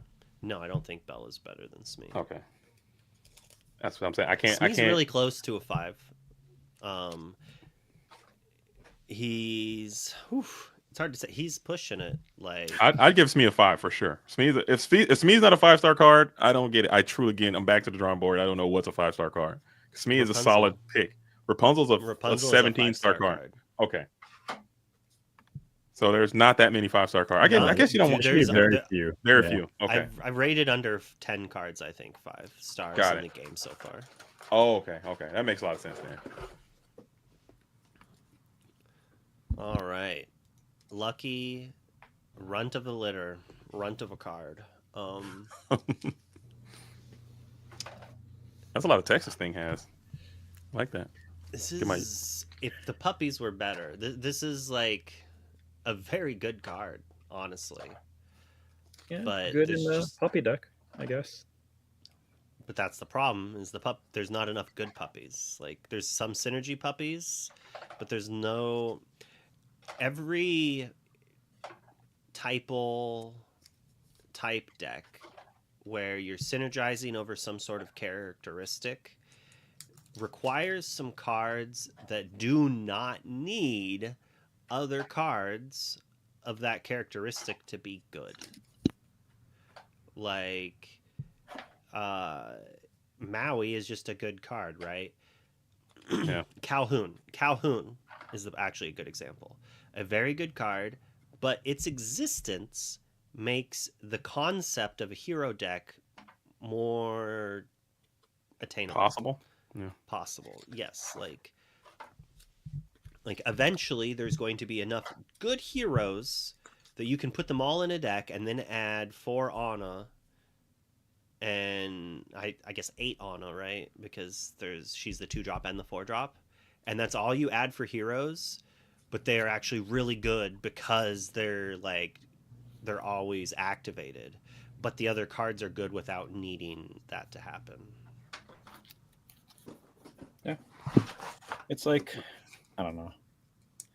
It's exactly like you said, right? Like even though Puppy's got a lot of support, it's just like, is the core of Puppies actually worth it? Right? Which is so sad. I think this would be That's too so- good in a puppy deck if it activated on play as well.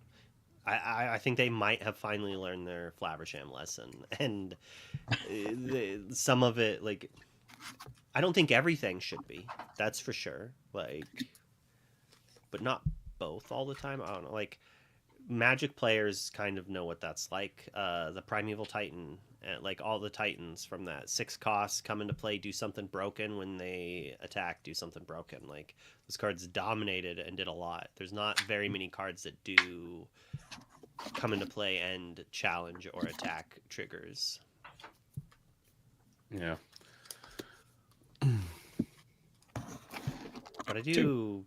I think I don't know. I think this thing coming in on play doing that effect. I think it would have been fine if they're trying to promote puppy decks, because puppy decks have like a lot of hardcore fans.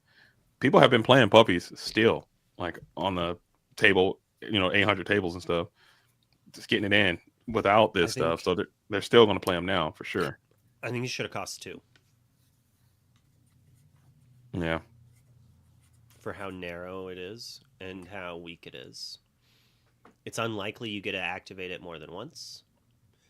If you do, it's really good, I assume.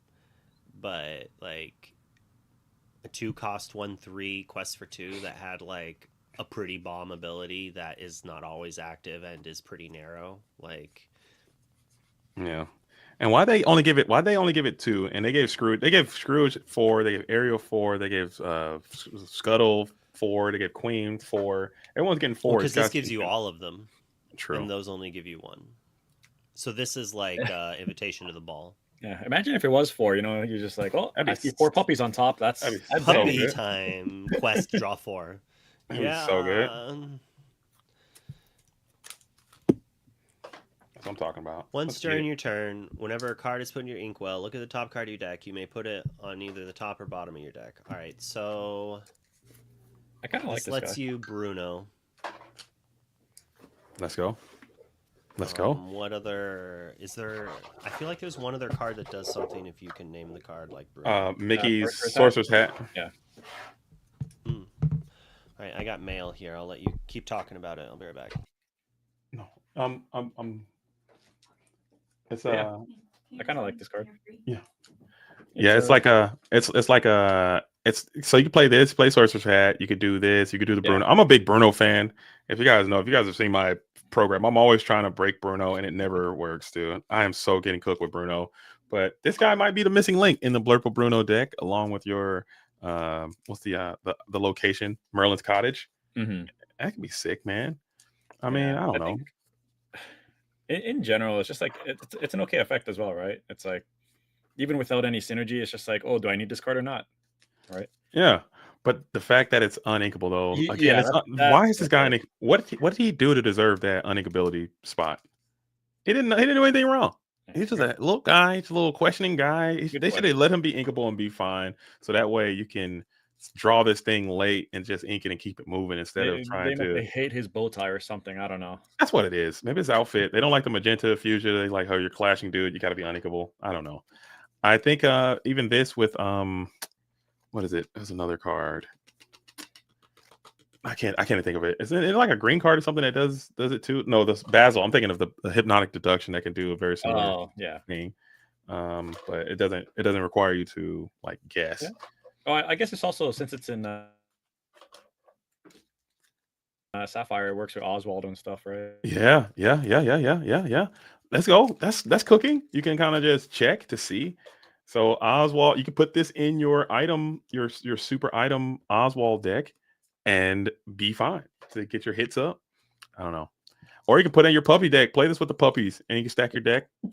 There you go. We're cooking now. Now we're talking synergistic. We are cooking. Also, detective is another interesting like subtype that there's like a few of them out there, but nothing to, I think, support each other. No detective like synergies yet. Yeah, nothing at all. So it'll happen though. I bet it'll happen. There's a card that if you name it, like it goes to your inkwell or something, right? Like there's like some new purple card with this that I thought was good. Still not amazing, but I thought it was okay. This is an interesting card. It's Mhm. it's a 1.5 star. It gets that half star from like it's the possibility that it could do stuff. Blurple Merlin, yeah. Oh yeah. Yeah. And then the was Oswald. We talked about Oswald too. You put this in your Oswald deck. Probably not, but you could. It's another 1-star. This guy's a 1-star. Yeah. No, if this guy is not exactly a 5-star card, I'm losing it, dude. I truly am. He's got to be 5. That's got to be a clean 5. This card's too broken. It's doing way too much. I think they I don't overcorrected think on he this guy. noticed I changed it. Okay, you changed to a 4. What is it at now? Oh, it's a 4 now. Oh my god! Come on, man. Come You're on, hurting man. him. You're hurting my It's at spirit, least a dude. 4.5. All right, tell me why this is deserved to be in every single deck, and then Josh, you want to tell me why you think it shouldn't be in some decks? I think that if you're playing a deck with items or a deck that is Sapphire that can play Lucky Dime and you're not playing this card, you are making the biggest throw of existence. Okay. And I ranted about this card when it first got released on my own stream. And I was saying the fact that this card is inkable, the fact that this card can quest for 2, the fact that this card has 5 and a 4, the fact that this card has 2 busted effects, the fact that this card can play Lucky Dime for free, coming in readied, is ridiculous. No other card can put an item into play readied.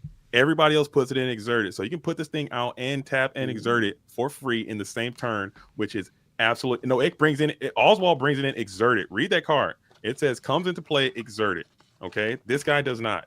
So you can literally play this card quest and like sometimes just win a game that you're going to lose just because of this guy's sheer busted ability. Oh, and by the way, when you discarded the card earlier, you can play it and get 2 of them back for free again back to your hand. Card's insane, man. If this is Rapunzel, this is a Rapunzel level event. You got to play it in anything with Rapunzel items. level event. This thing is a freaking 5-star card. If it's not, I think the whole rating system is busted.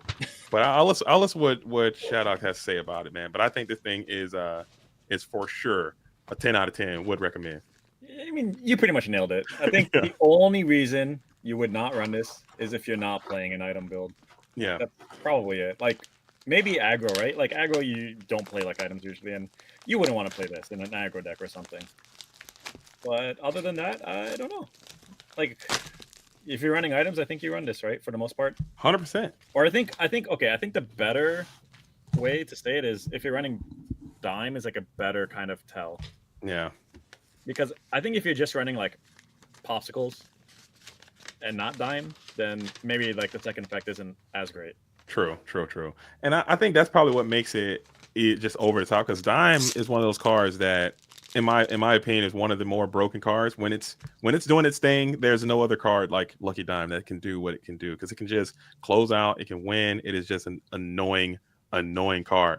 But when you can play it for free, the huge downside of Dime is that it's uninkable. It costs so much. But playing it for free and being able to use it that same turn, I think that's an oversight. I think they should have at least made it come and exerted to keep it a buck, to keep everything above board. I think they kind of lost the plot on that one and letting that thing come in ready. I don't know if they're going to errata that, but they probably should because that's a bit unfair, in my opinion. I mean, I guess if they nerfed it, that would be all right. Would you prefer it if instead of they made super heavy-handed nerfs like they did with Bucky, if they were more active in doing light nerfs, like changing Flaversham to only say 1 card, or changing Flaversham to saying when it quests and not comes into play, and then have them do those more often, but have them be light ones that won't completely take the card out? Like, I think changing this to say put that card into play exerted would not be a complete nerf. Right. Like I think it would still see almost all the same play. You just don't get that first free activation. Yeah, absolutely. I think that'd be fine. I wasn't a huge fan of the way they did the Scorched Earth approach on Bucky.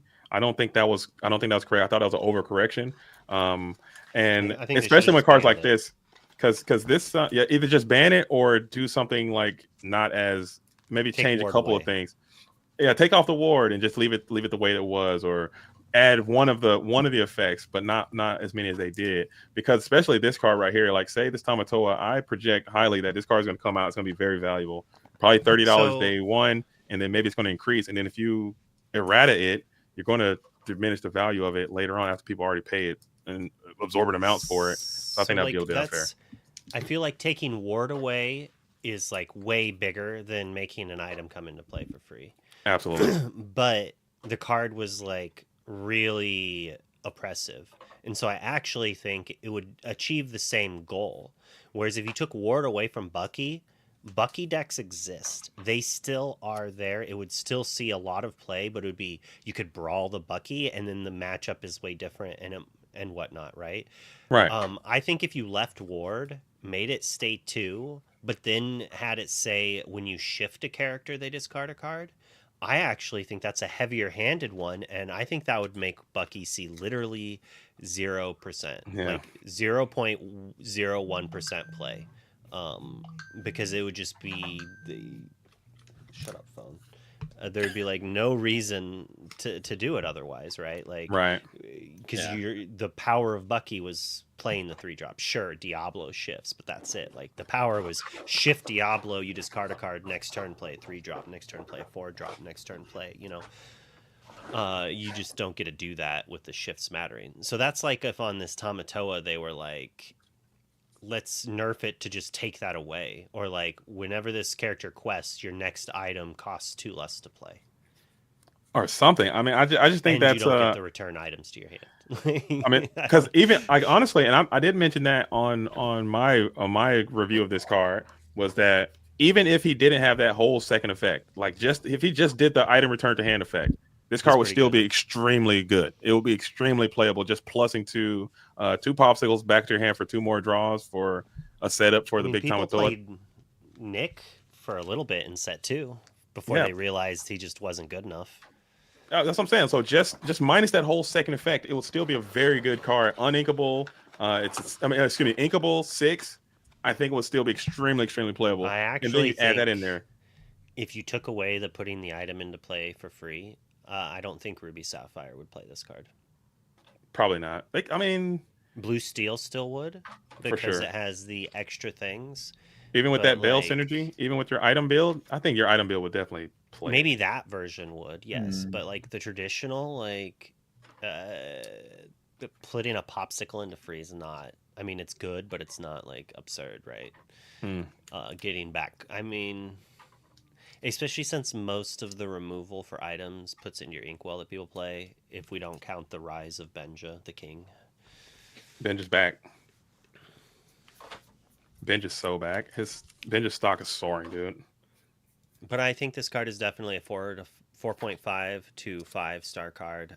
It just kind of like hits the barriers. Like a 6-drop that's a 4/5 is like an okay stat line.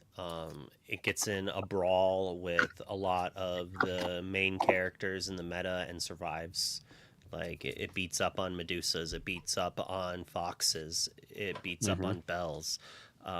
It takes a hit from Robin Hood. It does a lot of things there. It's got a good body there. It quests for 2, and then it has card advantage that triggers when you come into play. And it's not busted card advantage. It is really good card advantage, but not instant bust. It doesn't just say draw 2 cards. If it just said draw 2 cards, it would be better, because then they could blink it or something and draw a bunch, right? So it does have a little bit of a stopgap, but not one to prevent it from seeing play. Except for when they got when you do that, when you got this guy, you got Hiram already in play, you get that popsicle back, play popsicle, draw, Hiram quest, draw. Oh my god, it is so bad. Play 1, return the popsicle. Like the dime to your hand, and then quest with the other one, put it into play. It's so bad, dude. It is so bad. That is such a huge swing, man. It is like so unfair. A lot of potential with this card. A lot of potential with it. Speaking of a card with a lot of potential, but I just found my foil Benja right there. Look at that foil Benja. Nice. We got him. Just found him. Pretty sure I literally bought 4 foil Benjas yesterday. Someone had mentioned on a stream or something on your stream. I think you or Meyer was like, "I hope you got your foil Benjas." Like, "Oh, you jerk! I don't think I bought mine yet. Don't tell people to buy them." Like I look up online and it's just like there's 4 vendors with 4. I had to pay $5 shipping. Oh, So I worth spent it though. I spent a good 10 minutes like looking through the store and picking out cards to add to it. And I was like, please no one buy these out from underneath me. I'm slowly turning into a foil girly. Are you? I hate it, but I think financially it's the rich get richer, right? It costs more to buy in, but the cards maintain their value more, don't plummet as hard, and the spikes are harder. True. I think I play too many decks. I play too many cards to try to foil, and I don't play them as long enough. I think I need to probably I'm just not a purist, yeah. so I will play with any foils I have. I don't care if it's all foil or not, as long as it's not to any extreme. Like 2 foils in a deck, sus.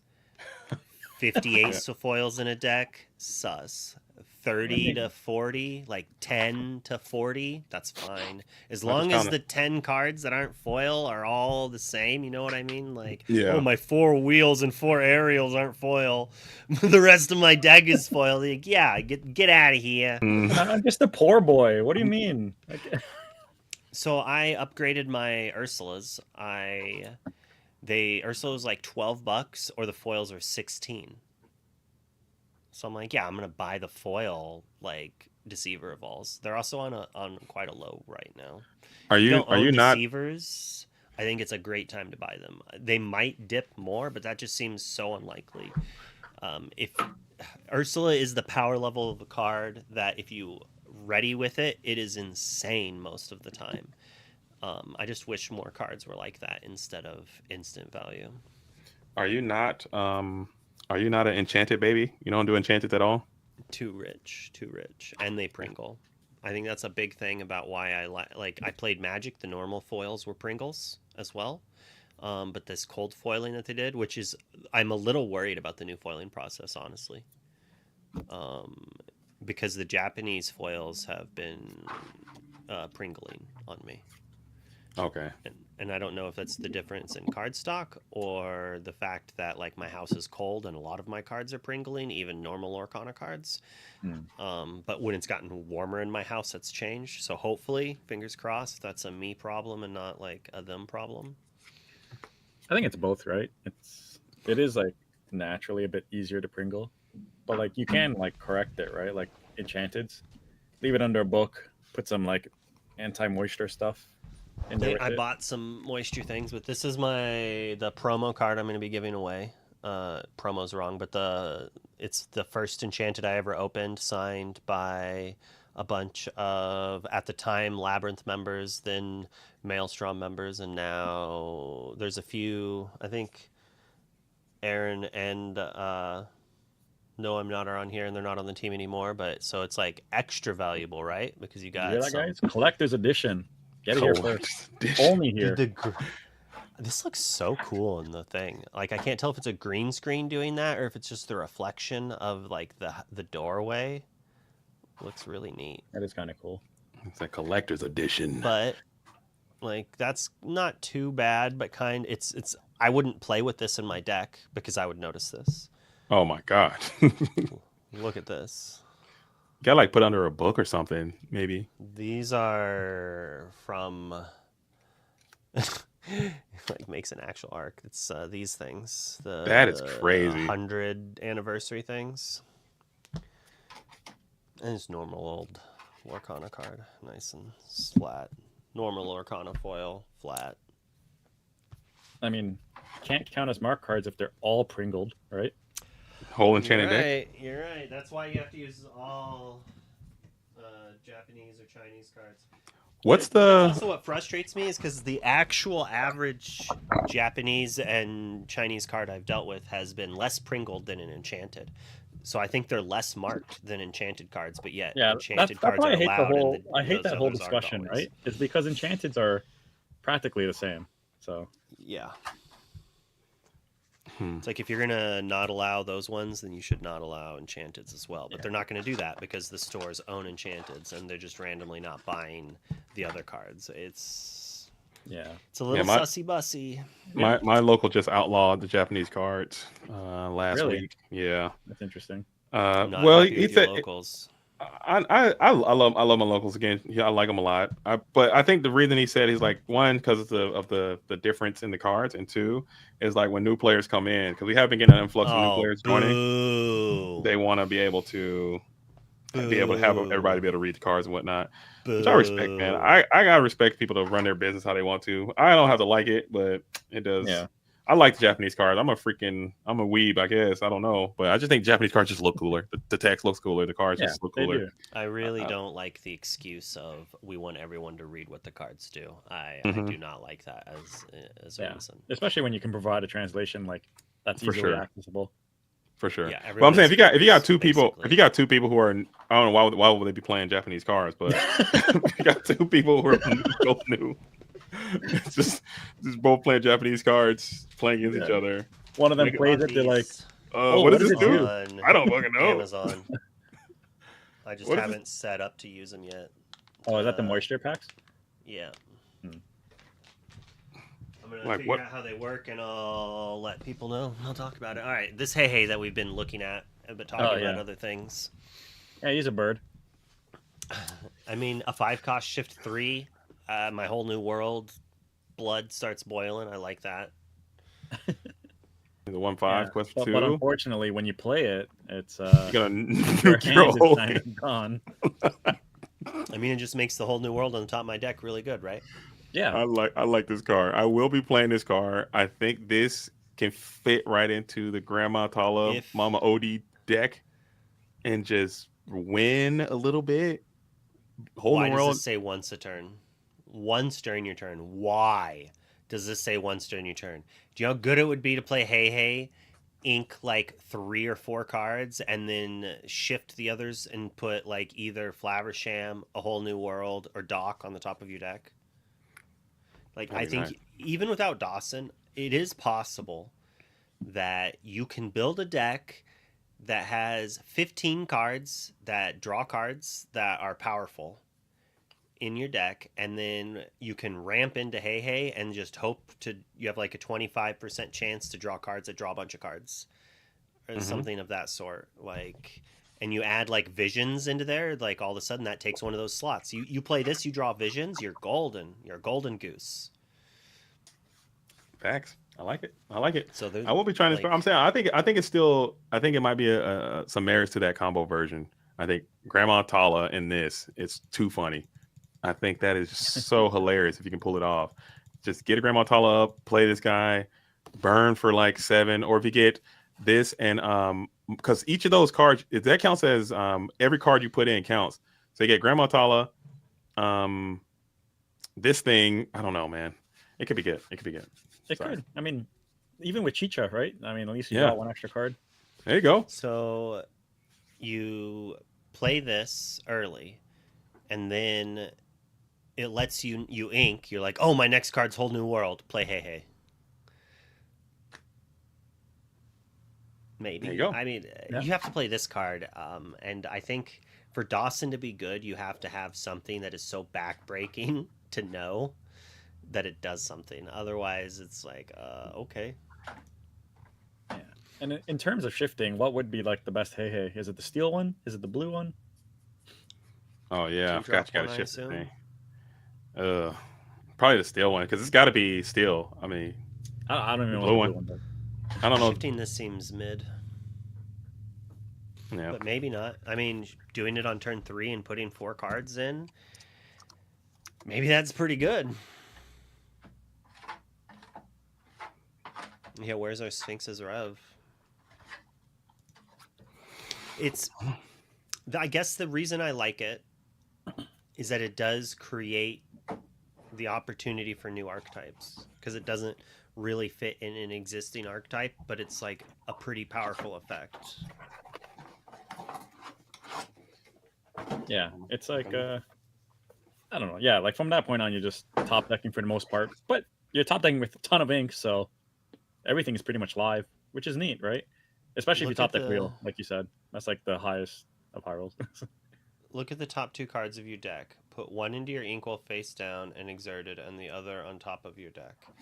I thought it put it in your hand, and then someone else told me No, you just choose one. You put one in your inkwell or one in your hand. But apparently it's both, but it puts it on top of your deck. There So you go. this That's your hey right there. this You played it. Oh, you can't do it. this ramps you, and it puts a whole new world on top of your deck, and then you play hey. So there's that. There you go. We're cooking. We're so back. We're so cooking. I think this card's cool. Yeah, I think I it's mean, like really neat. Like It's like it's got ward too, and it's a yeah. constant ramp too. It's not like a one-time use, right? Like as Yeah. long as it survives, you can keep doing it as much as you want. you can also ready it. Yeah. Yeah. So with Rhea, Ooh. Ooh. good thing Rhea says once a turn, right? Otherwise, Or this would put coin. your entire deck into your inkwell. That would be so annoying. But you could do that though, just like you have this up with Rhea, and I then you think- ready itself, and then I really think when this was Do it first again. spoiled, the translation was wrong.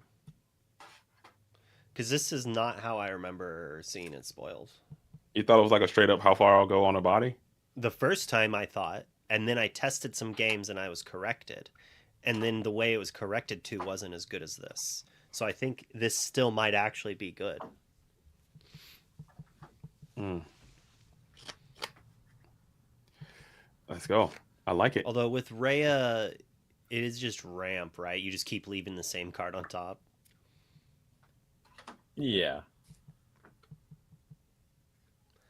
But I think this is... I'll probably buy foils over for 40 cents to 70 cents the first few weeks. I mean, if you're buying two, if you're getting two cases, you're probably gonna pull quite a few of these. I don't know how many foils you'll get.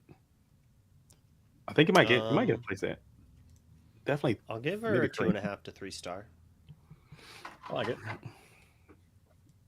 Like Also I think Hero she Princess. fits into decks. Yeah, Hero Princess is relevant too. R2. Oh my goodness. Oh, what time is it? Oh, hey fellas, but I think I might have to depart, man. This was a lot of fun. Thanks for It was. letting me come by and do this. Always a And pleasure. I'll let you guys finish strong. But I'll be streaming tonight. Maybe we'll do another giveaway tonight on the quest. Make sure everybody tunes in. But six followers away, man. So if you got 6 people out here, Ooh, I got that's super easy. the only one I Go could find follow was him right now. I got Shimmering Skies, dude. So if you guys want to gamble and get some free cards, fucking tune in Yeah. tonight. Can I unfollow then refollow? It won't Yeah, it won't but count. Won't increase it. Yeah, it's got to be 600. Well, it's okay. So All if right. you go and click on the JDZ quest, I think that's the right link. Did I push the wrong one? Yeah, that's that's the it. right That's it. So if you go jam the follow right now, we'll even know that it's going to happen tonight, right? Yeah, it's gonna Say happen. 6 people away. 6 people away. He's at 5 people away. 595. There you go. 5 people I away. gotta change that. Hold on. There we go. Come on. All right, dude. All right. Still dude. 595. Oh. All right. All right, man. But this is fun, Luke. I love hanging out, man. Thanks for letting me come by Is there a and Twitch chat. shout out? Like, I think this is the same thing as. Yeah, I'll talk to you later, JD. All right, brother. Until next time. You know I'll be back. All right.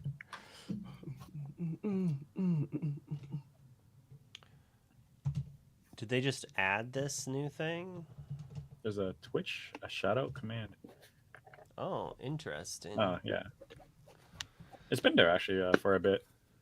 Yeah, I thought that's what my bot was supposed to do. Yeah. But I then must yeah, have everybody the uses the command bot wrong in the anyways. bot. I just have the command wrong, I bet. This card is 1 star. Maybe it'll get a shift target and it'll be a 2 star, but Not even a cat archetype. Kind of crazy. that we get puppy and not cat. We don't have dog either though, right? Okay, so kitten archetype. This Whatever is this a character- limited crusher. Yeah, maybe. It's just this turn, but it's still a 2-drop that has an effect. Like, Yeah. And a quest for 2. I mean, honestly, an aggressive deck that goes like, this is your Sapphire Coil. You like quest with this, shrink their guy, brawl it. Not bad. Or shrink their guy, Maybe play still play Sisu. Yeah. I mean, Sisu quest. Who knows? All right, 1.5. We'll give it 1.5. This, yeah, 1.5. 1 to 2 stars. Like, Mhm. whenever your puppies is banished, you may put it into your inkwell. I mean, this is a combo with Pongo, right? Yeah, this is just like the good one though, like the good pepper or good puppy, because like And it it's counts not even itself too, great. which is neat. Its ability is good, Yeah. but its stats are mid. It's still 2 star. When we eventually get a puppy deck, this and that other 3 cost one are going in it. Freckles, though, I don't think will be. I don't know about this one, but yeah, Yeah. you can play them if you want to be different and not play like one of the 99 puppies. Yeah, the dwarves had this too. I feel that RB's internal testing has a lot of challenges in them. Yeah, it could also just be something we don't know coming in the next set. Who knows? I like this Yeah. type of ability on limited cards, though. Like, I would play this in limited. I think this is fine. Yeah. I think it's perfectly reasonable. It should be -2, but maybe that's too good. Yeah. Somehow. Or they had to 1 make the star. cat better. That's why. But like, I still think the cat's better. It quests for 1 more, and it triggers on quest, which I think is better on a 2-drop than come into play maybe for curve purposes. It's actually kind of hard to say. Oh yes, honey lemon. A worse Nana, which is crazy that they Nana's like unplayable, and this is. It's at least a 2-drop 2/2, so like it's a 1 star. Its ability just does nothing. Like, this card could cost 1. It could be a goons. I don't think its ability is worth paying the extra 1. So maybe it's not even a 1 star, but like it's like a half a star. Listen, one day we're gonna get a cheaper grandpappy where we get lore every time. Then we'll be sorry. But even then, you have to shift something to use this. It's Okay, yeah, negative. Yeah, negative 1 star. Yes. Oh, another limited ship card. I mean, target. 1 Yep. star constructed if even. Like, you're never really going to use it, even in support decks. But like, I'd play the crap out of this in limited. Like, I would draft it sometimes, and sealed always. Like, it's just curve trades. Yeah. Poor Penny the orphan. The And other like Penny the not orphan. Yeah. I mean, thought this James just had Ward. Ward. I thought it Yeah, always had Ward. it's interesting. I mean, you can make like a pretty okay kind of like full on Ward aggro hero deck or something. I think. Yeah, I guess turn 1 Robin Hood, she's got Ward right away. But do you play a 2-cost 2/1 quest for 2 Ward? No, probably. I don't know. Probably not. Like they're trying to inch closer and closer to like on a Ward deck or something, right? Yeah. But Would you like your Daisy to get 2 damage that you can Rapunzel later and take out one of my characters? Do I have a character for you? 1 star. Potential 1.5 star. Like, she could be the beatdown Ward answer you want against the Ruby Sapphire Overlords. mhm.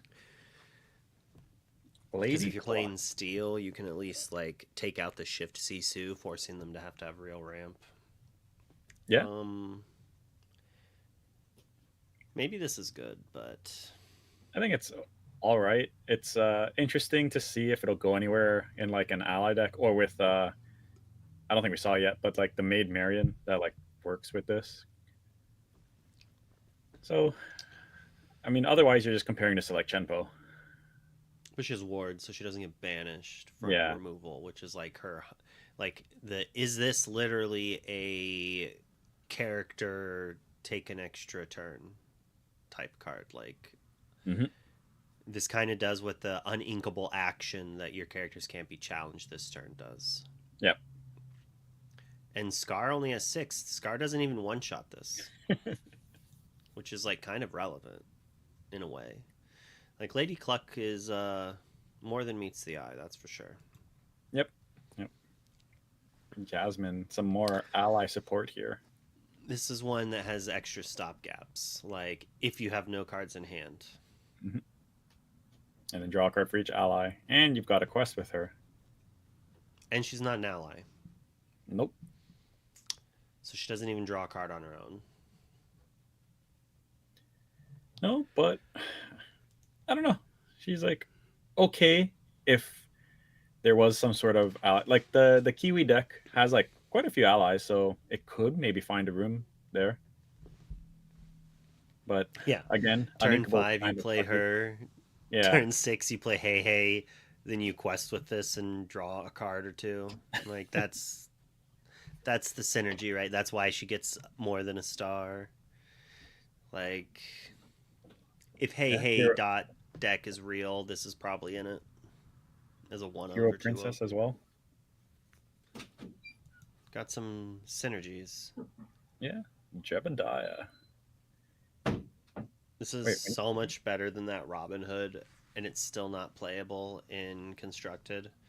But in Limited, I would also just play it all the time. It's just too expensive, I think, for resist +1 for a whole turn cycle. I don't think I've ever seen this card, but yeah, it's interesting. Four cost is quite a bit. It would need to be like resist 3. And I'd be like, maybe that's worth it. Like That's maybe like play this after questing with Alice to like keep Alice alive for a turn. yeah. I mean, resist 2 might even have been enough to consider it. But they've been kind of like, since it's only 1 turn, I think this is when you get crazy with resist. Like, Hmm. I guess he's an ally too, so I mean we're working our way to the ally deck. maybe resist 1 is all that's needed, but keeps your Kowloon alive. Baymax. I hate how this art is like so similar to the other one. Yeah, I agree. Didn't work. Why are we looking? Oh, you're. I was like, I'm why are trying we to looking at Donald? refocus my camera. It's like So it's an aerial for Floodborn. yeah, pretty much. Also has This support. needed shift. This needed shift 3. Like, hands down, needed shift 3. Let me shift this on the 2-drop slow Baymax. Grab another Baymax or something. Like, give me some synergy. Like, I don't even think it would be busted. But if it had shift 3, I think it would maybe have an archetype support. I mean, we already kind of have that shift Floodborn support. Like, currently this card's job, it's like enter the meme of the little butter dish coming in, and you're just like, your existence is to grab hero, and that's it. um Yeah. but if this was shift 3, you could like turn 1 Diablo, turn 2 Baymax, turn 3 shift Baymax, grab Diablo, shift Diablo, and that would be a cool curve. That would be your like cool best top end, and but you're not playing steel, so you're not singing anything relevant, so the Diablo's not as scary. It could be fun. I'm a little worried that this is actually not going to see any play. Yeah, But like the effect's any like pretty powerful for its archetype, yes. but like you said, like we're all playing it on turn 5. It's just kind of Now this does fit the Detective Mickey curve. yeah, yeah, it does. So it can grab Tinkerbell. I don't think you're going to play Cogsworth, but you could. And then it could grab the 1 or 2 of Arthur. Mm. It could grab something. I'm sure there's at least 1 or 2 good. Here, let me. We're talking about like for blue steel. Yeah, or anything really. Let's see. Tinkerbell. Bloodborne. I mean, I guess you could play Ariel, like the shift one. So it could grab the other Baymax if you wanted to do that shift stuff. Yeah, I was thinking blue green as well. Beast Relentless, or not Relentless, but Ooh. 5-cost Beast. Emo Beast, Tragic Beast. Yep. But if we're on the Emerald Sapphire train, then it's like Basel, maybe Mother Gothel. It does grab Lady Tremaine, Mulan, which is a card, I guess. It does grab Gaston, Simba, Maribel. That's kind of Clarabelle is kind of like not bad. Yeah. Also, questing for 1 also feels like pretty bad with this. It should quest for 2 for sure. If we're doing Blurple, it can grab Ursula. It could also grab Jafar, but you don't have a whole new world then. Yeah, I can just draw cards normally, like a fair player. Could grab Shift Cindy. Your Mother Gothel. Or not Mother Gothel, Tala. Oh. The one you gain lore. You could go Elsa. Belle as well. Yeah. Sisu, come on. Come on, we don't need to help them out anymore. And then the new Belle. But it looks like Diablo. The new lady. Simba. Oh, you can't grab the new lady because it's the wrong color. But Belle as well. Some Mickey Mouses. Queen of Hearts. Wrong color. Hey Hey, though. You could get the Hey Hey. So if we're like doing a weird Hey Hey deck, Robin Hood, although I don't know about that one. Oh, that's kind of funny. Hey Hey, yeah. Beast seems not bad in a Hey Hey deck because you want those extra cards, right? Yeah. So what would that be? Beast, Tink, Hey Hey? Is that it? If we're playing that? Steal. Gaston, maybe? So Hey Hey, Shift, Tinkerbell, Beast. If we wanted Robin Hood, if we wanted Gaston, if we wanted Simba. The one of Arthur, right? Mm-hmm. One of John Silver if we wanted to, right? Yeah. So it's actually not too bad. It's got like, I mean, there's a ton of targets. So it's like it's an inkable version of like the 4-cost Tinkerbell kind of. Like, yeah. I think if you can be in a slow matchup, it's like really powerful. But it has to be kind of like Dirtle versus Dirtle mid range, like because the control deck just wins too quick, and then the aggro deck is also too quick. It's weird to say the control deck wins too quick, but like once they turn it around, they win very quickly. Yeah, I think not there's a bad some potential. Yeah, it's got potential. Maid Marian. The character that made furries out of a bunch of millennials. I like this card. It's pretty neat. I think there could be a Kiwi build with this and Lady Cluck. During an opponent, I don't remember the beginning part of this. I only remember that it gave Lady Cluck resist. During an opponent's turn, whenever one of your allies is damaged, deal 1 damage to chosen opponent. It's a shame it's not for every point of damage. Yeah, that would be crazy. What the? Good shot. Yeah, there's a lot of allies like out there. Like Doc is the main one that comes to mind, and he's pretty beefy. Tipo just gets to quest forever, and so you go Tipo into this. Do you really want to play Lady Cluck after that? I mean, maybe it lets you just quest away, and Cluck has ward and resist. Like, is that a key? That's not a terrible Kiwi curve. Yeah, but it puts you back on playing ramp, and you just don't have Smee anymore. Smee's an ally apparently, so. Smee. But the damages itself on your turn though, sadly. But if they trade with Smee, Pluto's also an ally. Let me see what a Kiwi Dex has. We've got Doc, Smee. Doc, my boy! My Pluto. man Dockery. But it's not a huge. There's not a huge use for it, sadly. Let's see. I think the best case for this is to consider it versus the aerial. Structurally, aerial grabs a song that then Cindy Ursula can make use of the same term or game tempo swing. Baymax either needs to grab a Floodborn that can immediately use to catch an opponent unprepared, alternate shifts like Diablo, or something that has you setting pace, like Big Sisu, or Tinkerbell, as we said, yeah. Like, it's... And that's the same issue with the Tinkerbell, is it's slow, right? It's just like a big draw card character. And it's like, we're not even playing Maleficent 3-cost somehow, that she's power crept out. So why am I going to spend 2 more for a slightly bigger version of her, kind of? Like, the filtering, yes, no. I mean, that's why we play aerial, right? Is because it is filtering. We get to dig deeper for like one very important card.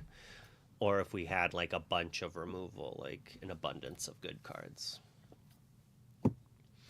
I think if you built a deck and you looked at it and you're like, oh, I'm already in Sapphire and a bunch of my cards, my best cards are Floodborn and I have like over 10 of them to like 15 of them, yeah, I would probably be like, let's add 1 or 2 Baymaxes.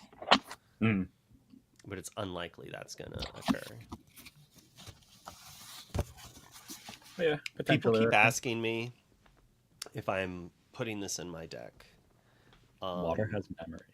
And the answer is no. I don't ever want to play this in my deck. But maybe if I'm playing Sapphire, Amethyst, Bruno, or that new other card that we haven't gone over yet, or maybe we went over like in the Amethyst cards. We probably did in the Amethyst. It's the Blurple card. I'm gonna look it up. Which one? Well, that's why I'm gonna look it up, because I don't exactly remember what it did.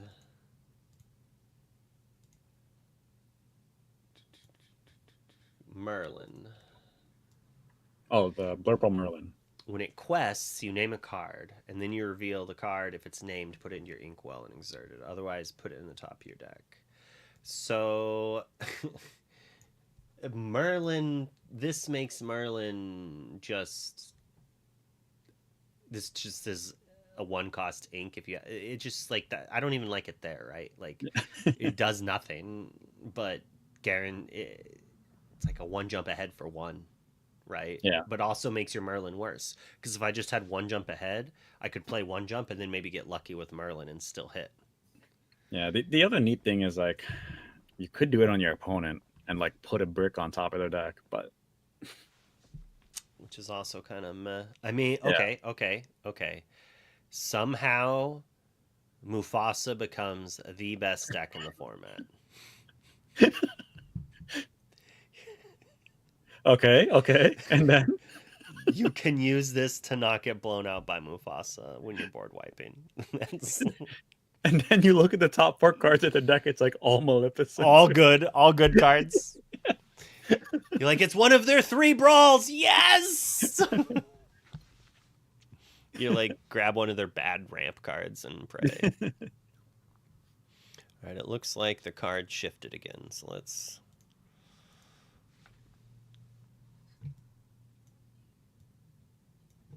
All right.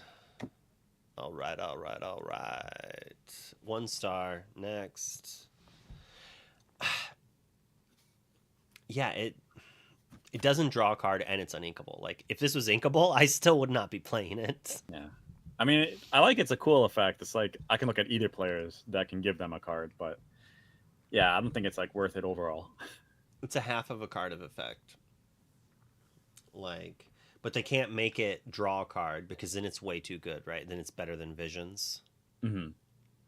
So what they could have done is make this say, look at the top 3 cards of chosen player's deck. You may put 1 on the top of their deck and the bottom of their deck in any order. Draw a card at the start of the next player's turn.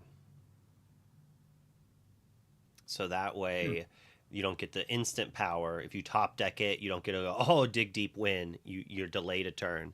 But you also delay your opponent a turn because you choose them. Or if you have some other stuff, you can target yourself if you're digging. Like, it gives it more opportunity cost. and you make it uninkable, whereas develop is inkable, right? Like Hmm. for being uninkable, this Very underwhelming. yeah, it was it was safety checked, I bet. All is found. I like this Put card two a lot. put 2 cards from your discard into your inkwell face down and exerted. I mean, It's nice, singable ramp, and you can actually do some like kind of cool, cheeky things with it. If you're playing like Ink Geyser or Mufasa, put something you might want back into your inkwell, and then get it back. But otherwise, it's just singable ramp, and it you have doesn't to sing expend with cards from hand or the Ariel, right? deck. Yeah. I guess you could shift singing this with like Cogsworth on 3 Hmm. or Hey Hey. Yeah. This hey hey, huh? I guess it has to be from your discard though, so we have to ransack first, right? Yeah, yeah. That's the only way. We Yep. broke ransack. We did it. There's no other way. Yeah, there's not like a steel Mulan. I guess it's ruby steel, isn't it? Yeah. There's also no Simba. bell, to pop an item or anything. It's So like, we play. So we go turn 1 bell, pop an item, sing storm. There's 2 things in our yep. yard. We pop Wait. bell, don't sing storm. We play Simba, draw a card, discard a card. Then shift Simba, sing this. We Oh also no could no no! play I got it. Cinderella. You go bell on 1, then on turn 2 you go play sudden chill and sing sudden chill, and then turn 3 you go shift into the green bell, and then you sing this. That's why it's so expensive. Other people found this out. That's why Bell's been spiking. I can't believe that Bell's spiking. Honestly, it's. Yeah, I saw that and I'm like, wow, this is kind of crazy. I mean, I guess it kind of makes sense that people have been Finally waiting has a for shift target. a small bell to shift onto. How much do you think it is? Wait, how much? Okay, I'm gonna say 12. No way. Oh, okay. With $4.30. So Okay, you okay. are very close. You're 20 Pretty close. cents off. I got so scared that you were gonna show me like 25 or something. How much do you think foils are? 30. Is that one gonna be like 20? It was 30. Really? Yeah. That's kind of nuts. I wonder what the price history on foils are. 10. Someone just bought them today. Oh, Today, someone someone didn't bought 2 for know. 11. Yeah. Whereas in yesterday, some sold for 28. Some sold for 35. 35? It looks like it was about a $12 foil before the spike happened. Bell on 5, Ink Geyser Lyle on 6. That's kind of funny. So you shift Bell on 3, sing that, and then next turn you can go Lyle and Ink Geyser. And your opponent returns nothing to their hand. You literally did nothing because you played a 3-drop and then the Ink Geyser. So it's like you just did these steps. Then you're like, for no you're reason. set back a turn. I love it. I love it so much. This card's cool though. The Enchanted looks really good. I think it's probably my favorite. I think this card is going to be cheap and then skyrocket when it breaks. So if you hard cast this on 5, you go up to 7, 8 ink. So this card alone basically takes you from 5 to Sisu. Yep. Like, I mean, you have to ink again, but or Mufasa. Just saying. So turn 3, Mickey. Turn 4, this. Turn 5, Sisu. That does not get taken out by removal and doesn't wipe your own board. And you can play turn 2 Coil if you need to. Like, you have turn 1 and 2 to do stuff. Although you do need to empty your yard. How are we emptying our yard? I guess what we play one jump ahead, so we can sing one jump with Mickey, and we play Bell to take out popsicles, or just popsicles itself can you can Yeah, just banish them. yeah. If you need to, just banish them just for the ramp. But usually, like you'll find a way to get something in there, right?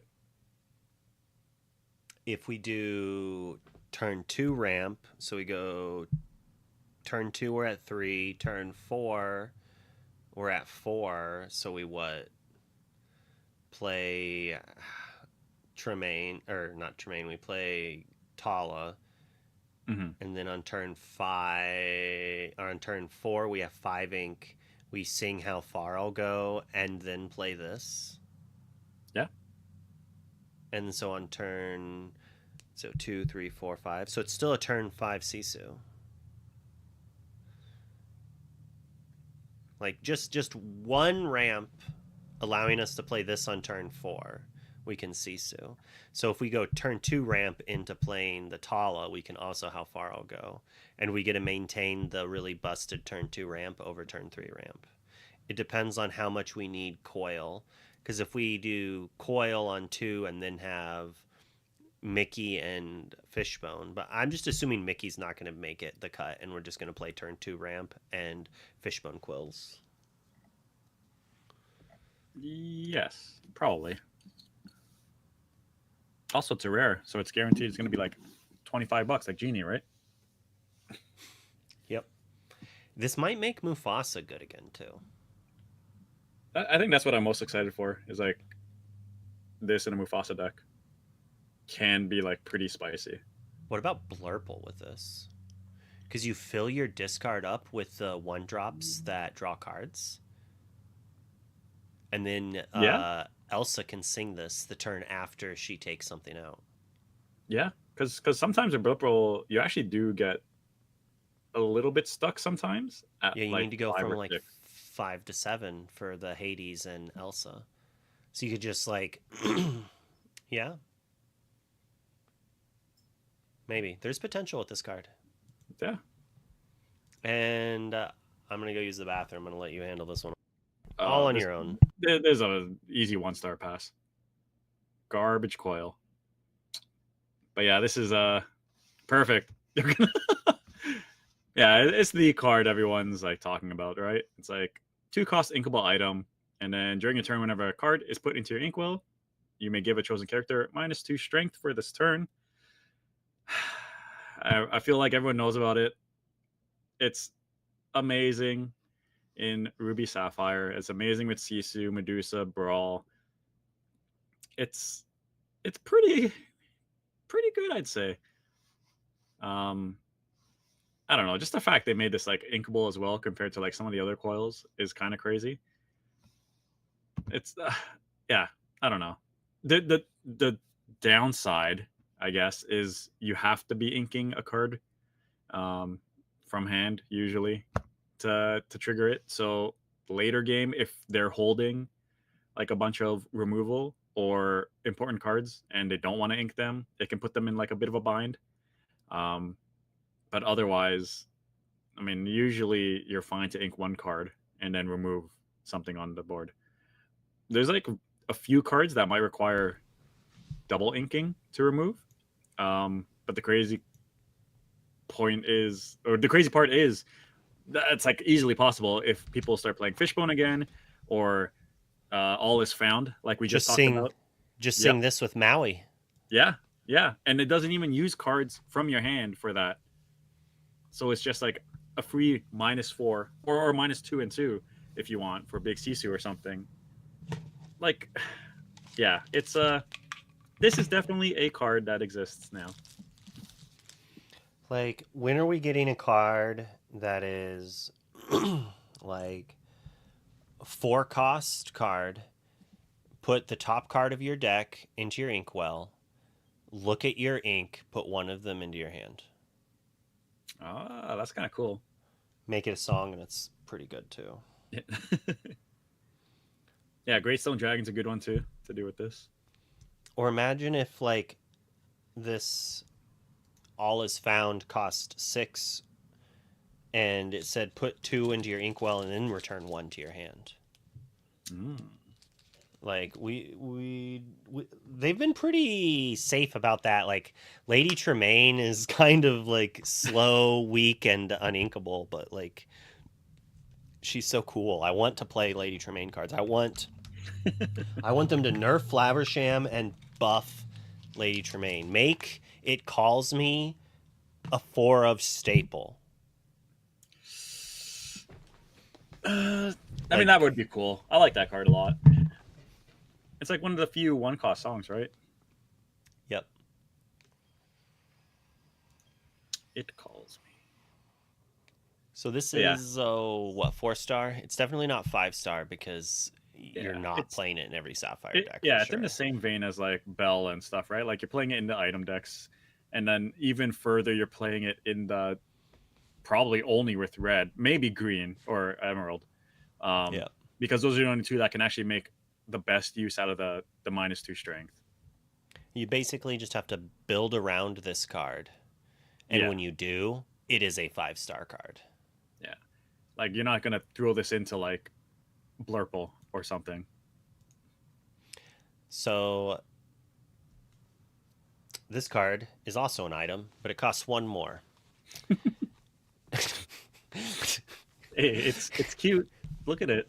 It's Do you think it would be too good if it just said whenever you play a Floodborn, draw a card? possibly. I mean, okay, it wouldn't be too good, but it would be Like a a blue lot, fairy you can't a remove lot easily? better. Yeah, because I just thought of like, okay, what if I still play Bucky, and I have Diablo on board, and I discard for Diablo, draw a card, and they discard a card, and I do it again, and I draw a card, and they discard a card, and I do it again. I mean, that's kind of neat, but like you still only have 1 Diablo in play. Yeah, maybe I had 3 1-drop Diablos before that. And then then the next turn you bounce it with something, like you kit it back or you sing Mother Knows Best on it to return it and them all to your hand. You play it and then shift. Oh, you have to Do have it again. cards to discard to shift though. You've got a lot of actions in your hand. Yeah, my hand is bricked already. Yeah. I think this should cost 1. Yeah, I mean, 3 I think is this should be 3 is so much. yep. So Magic also had this problem. They tried to make so there's an ability called like morph, right? You can put a card face down for 3. Well, they Mhm. made something that made your morphs cost less. Well, they made that cost 3. So it never saw play because there's not a good curve time to play it. So when are you going to play this? Like when you're shifting your 4-drop? I mean, so you have to play 1 or 2 and then you're shifting on 4. You're like skipping a turn for this. It takes too much of an investment for such a big downside. At 3 ink, I think it shouldn't have the shift line and it would be okay. It would still be a little worse than Blue Fairy, honestly. At 1 ink, I think you can have the shift line and it's still not good enough. At 1 ink without the shift line, I think it would be busted. Yeah, and like the problem with 3 as well is like that's actually like the turn when you're starting to get your shift cell. Floodborns, yeah. Yeah. Like make Aladdin good. This needs to cost less than 3. Yeah. And take the shift away. I mean, I guess you could play this on 3 and then shift your Aladdin because it's a location shift, and then quest and take out your opponent's coil, and then they can't brawl your Aladdin. Like boom, baby. Yeah. I have been brewing with. It's funny. I brewed a deck to play in set 7, and I look at the deck afterwards, and not a single card is from set 7.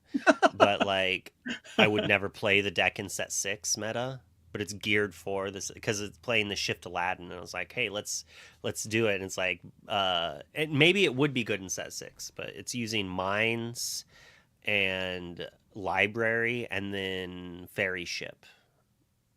Oh, as okay. like the locations to discard to the Aladdin, and you use Aladdin as like a Cinderella as you play the 8 songs. Kind of like what people are going to be trying to do with Belle. Yeah, that's actually not a bad idea. It was I kind could of see fun to it play. working. Yeah. If I had a digital client, I would have been playing it all week. Oh, Uh, unfortunate. but somehow, in all my cards, I only had 2 fairy ships. Oh, So I just need to go to the store and acquire them. Like, I don't know how. All right, so this is a 1-star card. it is a one. It could do some stuff, but it's not. Ooh, we're in steel, We baby. made it. This is the last color. Dr. Calico. What this character has no damage? He gains. It's kind of cool. I So think this 4 is cost is a bit much. a 4-cost 3/4 resist 2. Yeah. This is probably stupid good and limited. Yeah, Danzor just said limited all star. Like, Yeah. Yeah. In limited, this guy's probably nuts. because I mean, I'm paying 4 for a 3/4 or a 4/3 normally with okayish abilities. I'm fine with that in limited because they trade, right? It's Mhm. like the filler style. This is like filler plus plus. Yeah. Yeah, pretty much. And like to turn One off star the constructed. resist, he's at least a 3/3. Yeah. Yeah, right. Like he's eating a 3/3 and then trading with another 3/3. Yep. But yeah, Uh, is that right? this is Scooter Mini, 1 star. Next. Oh, it looks like the alignment changed again. I bet it's not even Bobby's fault. Like, I bet the website think he's scraping it from somehow, like, Oh, has it separately? yeah, has some kind of shenanigans. And it's only relevant for what I'm doing and the way I'm doing it. I saw some rumbling about this at first, but I think everyone was still dooming and glooming about Diablo at the time. Oh, With the lack yeah. of Diablo seeing play right now, this is pretty lackluster to me. Even Yeah. the Diablo shift target, like, is If humorously, she's literally on the other screen. I mean, I'm a fan of this Helga, but yeah, with like if Diablo was like very popular in the meta, I think this would be a good tech card against it. Also, plus she has the shift line, which is neat. But the problem is, as usual, they're both uninkable. Yeah, the So uninkable is kind of rough. At least you could add even more uninkables and play a whole new world, but yeah. yeah, just in general, Helga's been kind of subpar. Yeah. I mean, becomes a 3/4, which is kind of cool, but goes back to being a 0/4. So it's probably going to get in for one good trade, and that's it. Right? Yeah, it's Probably, it just I'd give it a 1.5 if I had to give it a rating. yeah. I mean, it answers Diablos, but is Yeah. uninkable for a 2-drop that quests for 1. Like, if she quested for 2, it's like, okay, in the late game, I guess she's still like a threat. But in the late game where you're like against red blue, this card is just not good. Yeah, it's like, oh, I'll play this Helga and get some quest out of it, and I'll just Sisu it back.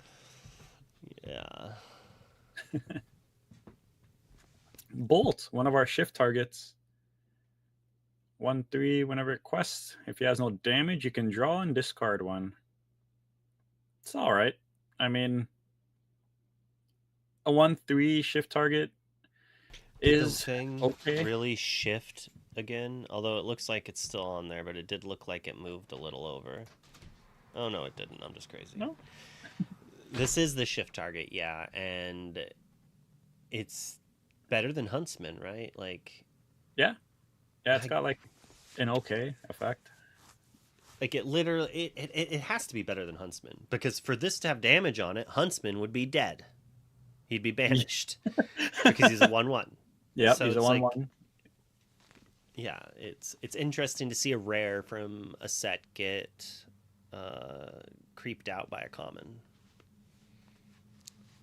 Yeah, hero plus shift target plus bigger booty. Oh, Huntsman does quest for two. I guess Yeah, that's Huntsman does relevant. quest I for was two. thinking this did too for some reason. All right, that fixes things. That changes things drastically. Um, Yeah, but hmm. I mean, this does also lead into like the bigger bolt, which is a bit neat. I mean, if you're gonna play a shift target, it's gonna be this one over the. I think it's 4 cost is the amber one. Yeah, I mean Um, it's. I hate the fact that it costs two, yeah, yeah, but but I think it's this all would right. have been a perfectly reasonable one drop, honestly. I think so because you have like Mulan and Simba that do the same thing without the damage requirement or questing. Like I would love to see this as a one drop. Actually, make this an uninkable one drop. Yeah, I could see that. 1-3 uninkable one drop. Yeah, I might mean, be maybe pretty make him cool. inkable because he only quests for one. You could make him quest for two and make him uninkable if you wanted. Like, Yeah, I've also noticed they kind of like they seem to give a bit of extra value to like the drawing and discarding effects.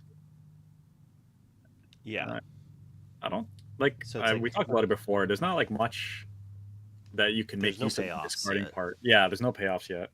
Chernabog Yeah, and yeah, Chernabog, maybe Lilo a little bit. yeah, Um, there needs to be a stitch that literally just says your Lilos cost two less. Or we need like a 3 or 4 drop card that says your characters cost two less when you play them from your discard. So that way you can like put multiple Lilos into play for free. yeah. That'd be. Would that be broken if they cost two? It would I be guess. really, really good, but it'd have to take some setup. Yeah. Is Lilo's the only one, right, from the discard we can play at the moment? Yep. Interesting. Yeah, my wife was grabbing some stuff. Oh, yeah, it's the thing with Bob. She's gonna go get me a nice chai latte. I love it. And then I'm gonna try to convince her to pick up my kid from school so I don't have to. I'll be Is back in this just a second. You can handle the next card. is this really off already? I gotta grab a light so my green screen works properly.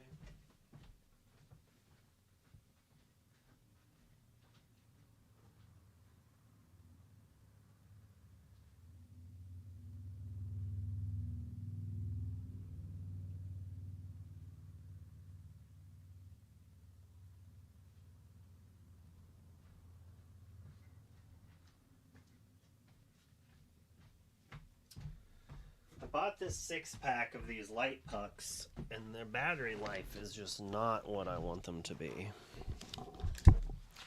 Check this out, and then we go bloop.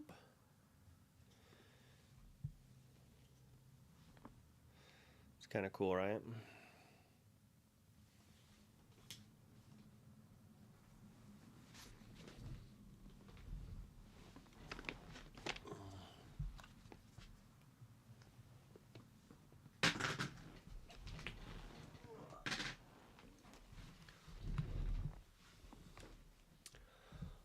All right. Bolty boy.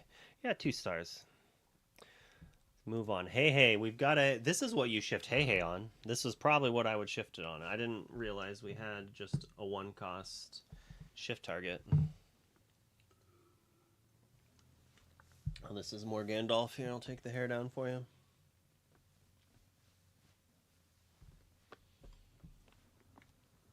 Although, here, let's get some headbanging going. 10 out of 10. 10 out of 10. I didn't realize it only cost 1. Oh, with the light. Would this So be a better this, shift target than the blue one that costs 2? At least the blue one has an effect. right, I'm gonna headbang here for a second.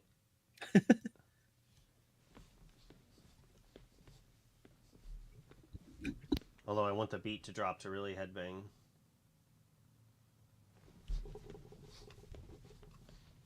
No, I kind of have a headache. I can't do that. Stop So it, chat. You're this, killing them. so this music is what Logan made for the Maelstrom logo intro, like clip on like the YouTube videos and stuff. It's pretty cool having team members who are like musicians and graphic artists and stuff. Like the logo was designed by Sailor, who does it as a living. I wish I had like a link to show off his stuff. Yeah, Sailor makes some good stuff.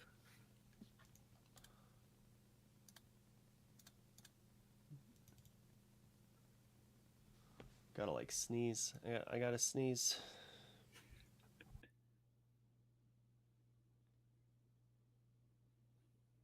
Whew. All right, yeah, but this is like a 2-star card, right? I normally rate these 1, but it has a card you can shift on it. That alone, 2-star, because when you're shifting characters, you almost always want to do this. This is why Robin Hood is so devastating. Like, it's shift 3 and you have a really low target for it. It doesn't do anything, which is unfortunate. But a 2-2 or a 1-3, it's where we want. Like, it would probably be better as a 1-3, honestly, because of Cindy.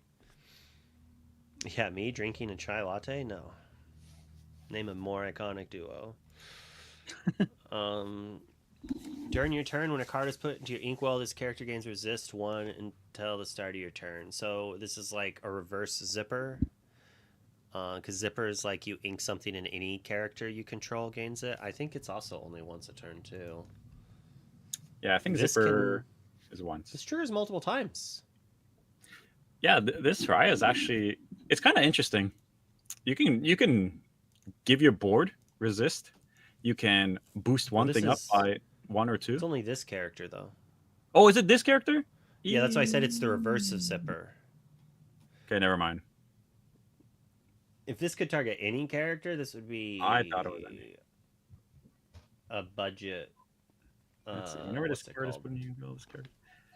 I Cosmic. mean, I guess it's okay. It quests for 2, so giving it resist on a 1/4 is kind of annoying. Zipper does have ward. This cannot target itself, though. Right. And the other thing about Zipper is if Zipper is the only character on board and your opponent has characters, then you have to pick your opponent.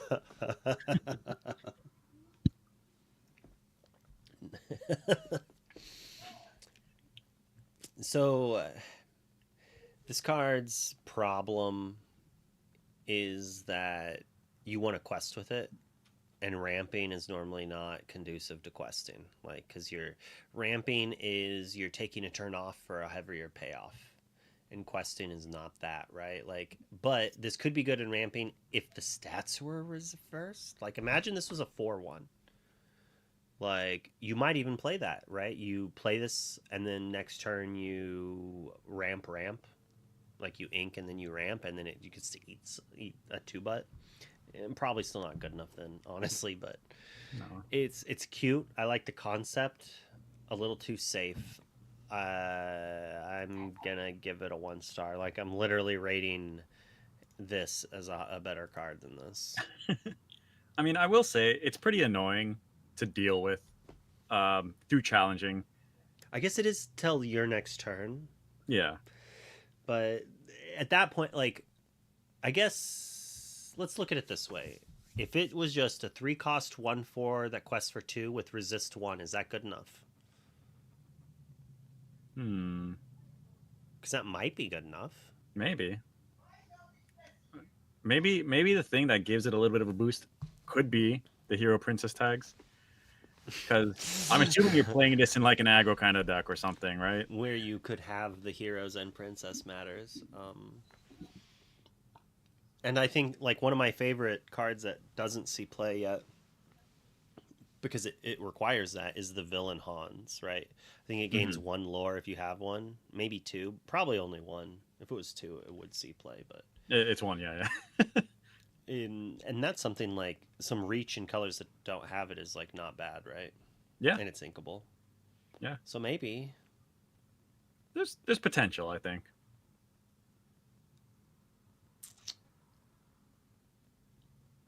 Hans and Blurple aggro, I could see that too. All right, I'll give it a 2. There's some potential. We did it. We did it, chat. Since it's till your next turn, for a second I thought it was just on your turn for some reason. Tuck. I don't think I've seen this card. Oh, really? It's an interesting one. I wish it was inkable. That's just the first thing I have to say is like, why isn't this not inkable? Because he's disarmingly cute. It's like I wish it was a 0/2. I really wish it was a 0/2. Since it's a 2-drop, I'm fine with Fox eating it, but I don't like the fact that Snake eats it.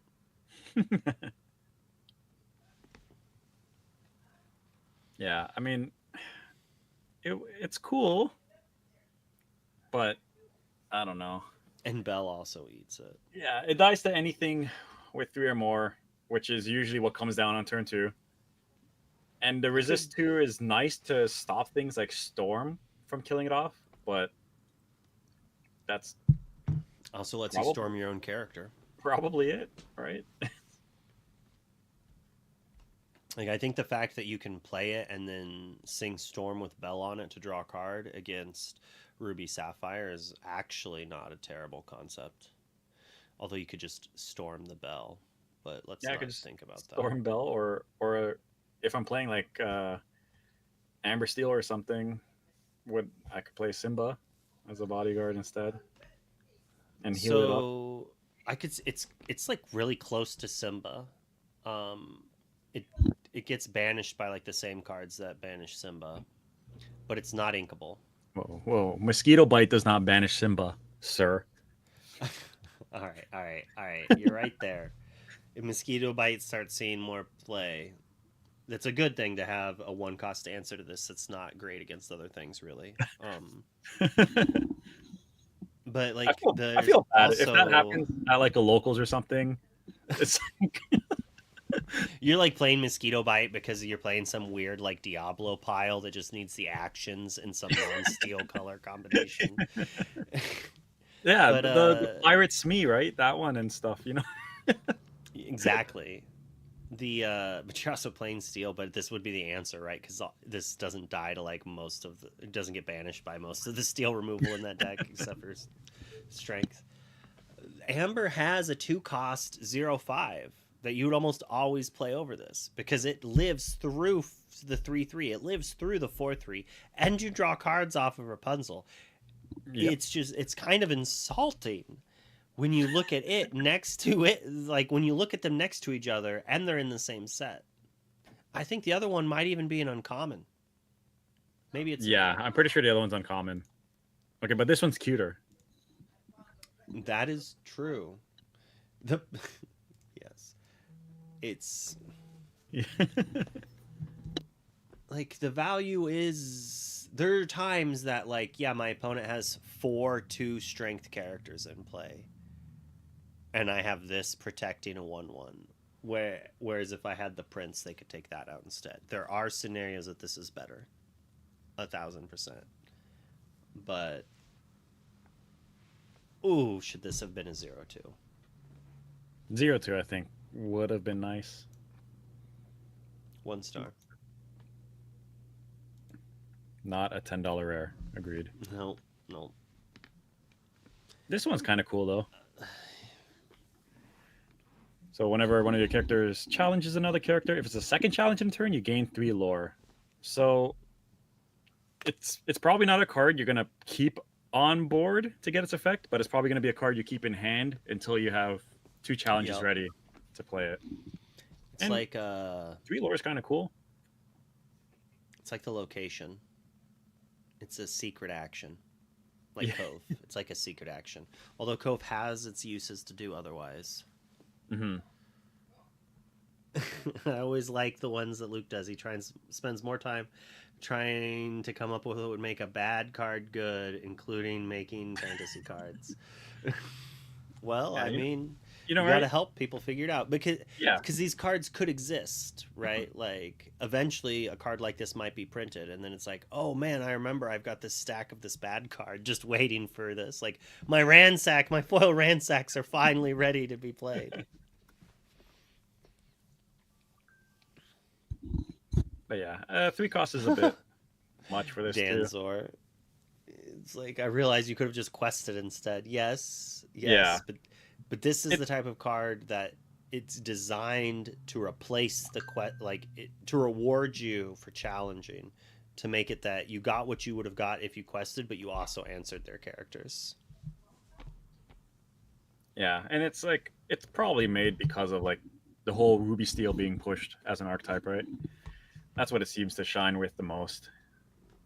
This is like for turn 6 when you're like, all right, I'm gonna play this, and then I'm gonna like shift this character, and now I can attack. I can challenge readied characters.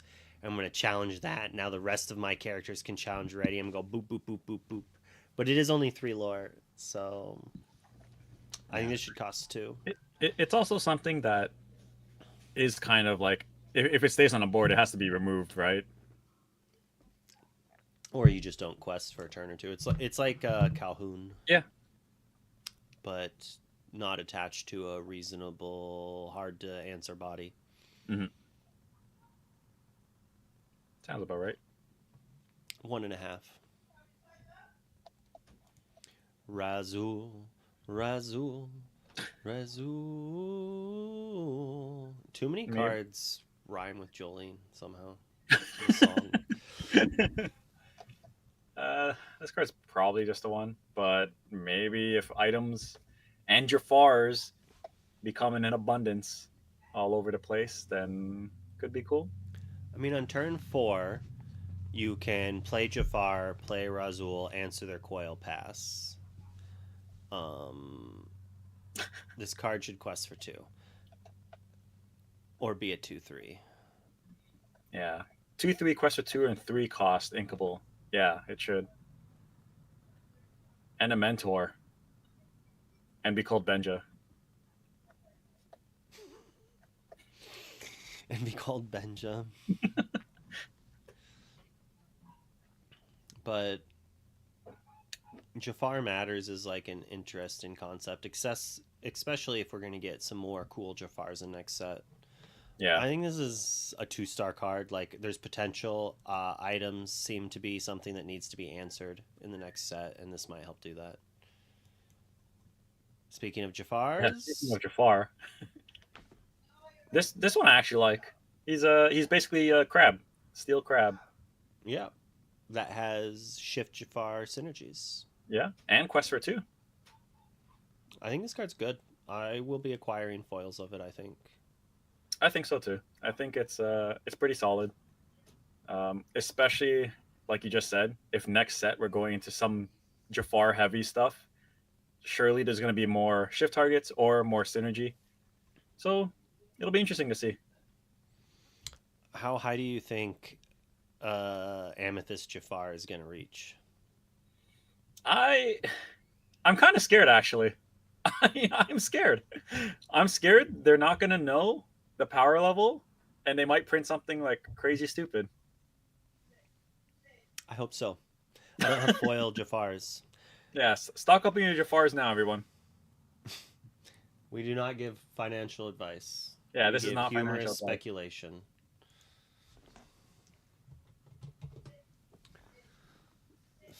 Yeah, $4.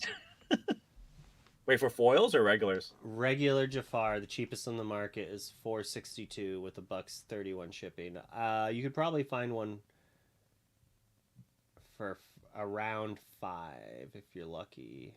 Oh, Maybe $5 to $6 is the current price. With cold foils being under 10, I could buy cold foils for the price I paid for my regular ones. That's some disheartening. it's okay. Thoughts. This is not financial advice. Do I want to really spend $40 on Jafar? Only for them to not print any more draw cards ever again. I don't think I do. I'm gonna regret that. This is the Yeah. this is the thing where it's like foil Jafar is $70 because like Jafar deck's the best deck, but it's such a high gamble. Yeah. I mean, there's also the enchanted, right? Would you spend $10 with a 30% chance to make $60? But every time you spend the $10, you have the same outcome as the last one, but you don't know what the outcome is until later after you're done buying all of them. Mm, I'll have to think about it a bit more. But I like gambling, so sure. I mean, I make some pretty bad decisions. I never pay attention to stuff, and I keep buying out cards that come in starter decks, thinking they're gonna go up, and I don't realize till later. I mean, I've done similar. I have a lot of Pongos. I think they were in a starter deck. Yeah. But there was a little bit of time that we were able to buy a starter deck for $14 and then turn around and sell the Flaversham for $12 and then get a booster for $2. Yeah, yeah, yeah. Like Elsa. I was like, oh man, this card's so great. I'm gonna buy out a bunch. Then I realized, oh, it isn't a starter deck. I'm an idiot. Thank you. It's not the coffee I wanted delivered. I wanted my chai latte delivered, but I mean, I'll also take literally a bag of coffee grounds delivered to my house too. Same thing ish. Local roaster does delivery. So nice. That's cool. You just get like a bag every so often. Once a month. Nice. I don't get anything too special though. I just get like the extra caffeine blend because I'm basic. Blast Off Signature Blend. Bold, highly caffeinated, 4 out of 5 roast. This was roasted on 2/20, so like 13 days ago. Nice. Blast Off. Is that the name of the place? Their caffeine blend. No, they're called the Coffee Roaster. All right. The Coffee Roaster. You see that? Sponsor, please. Right. For all of my viewers who live in Lincoln. Yep.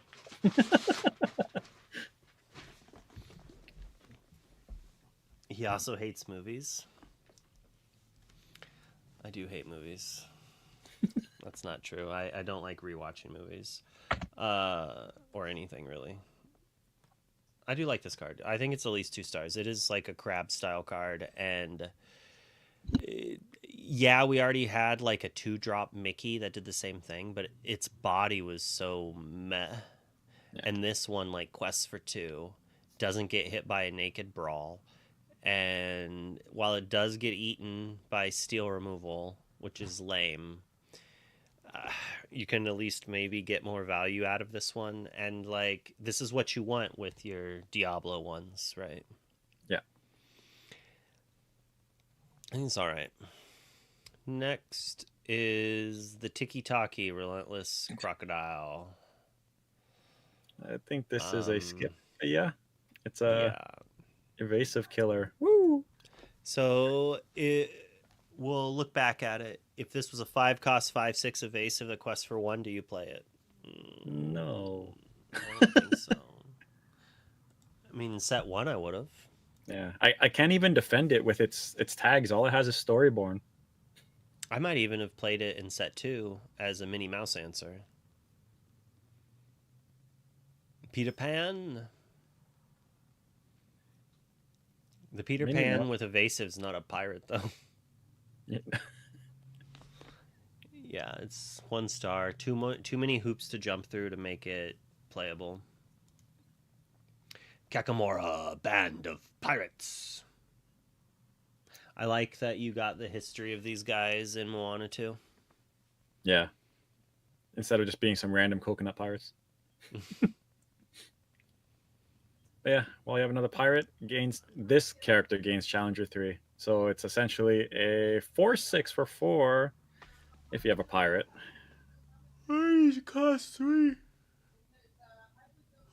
You think it'd be too good if it costs 3? I don't. Yeah, it's just like not worth it. It's okay in limited. I'd play this in limited. In I think it's limited, good in yeah, limited. yeah. Especially that we have other decent pirates in limited. Mulan. So I'm assuming you have seen the entertaining drama ish of this. I was actually going to before the set champ or the set review, I was going to do a stream where I made a spreadsheet and we went over all of the reasons, the differences. And for those who are not aware, there was a tweet made about this and Simba Mm-hmm. and how one would never ever play Simba ever again. Simba over this. And humorously, I find myself much rather playing Simba over Mulan most of the time.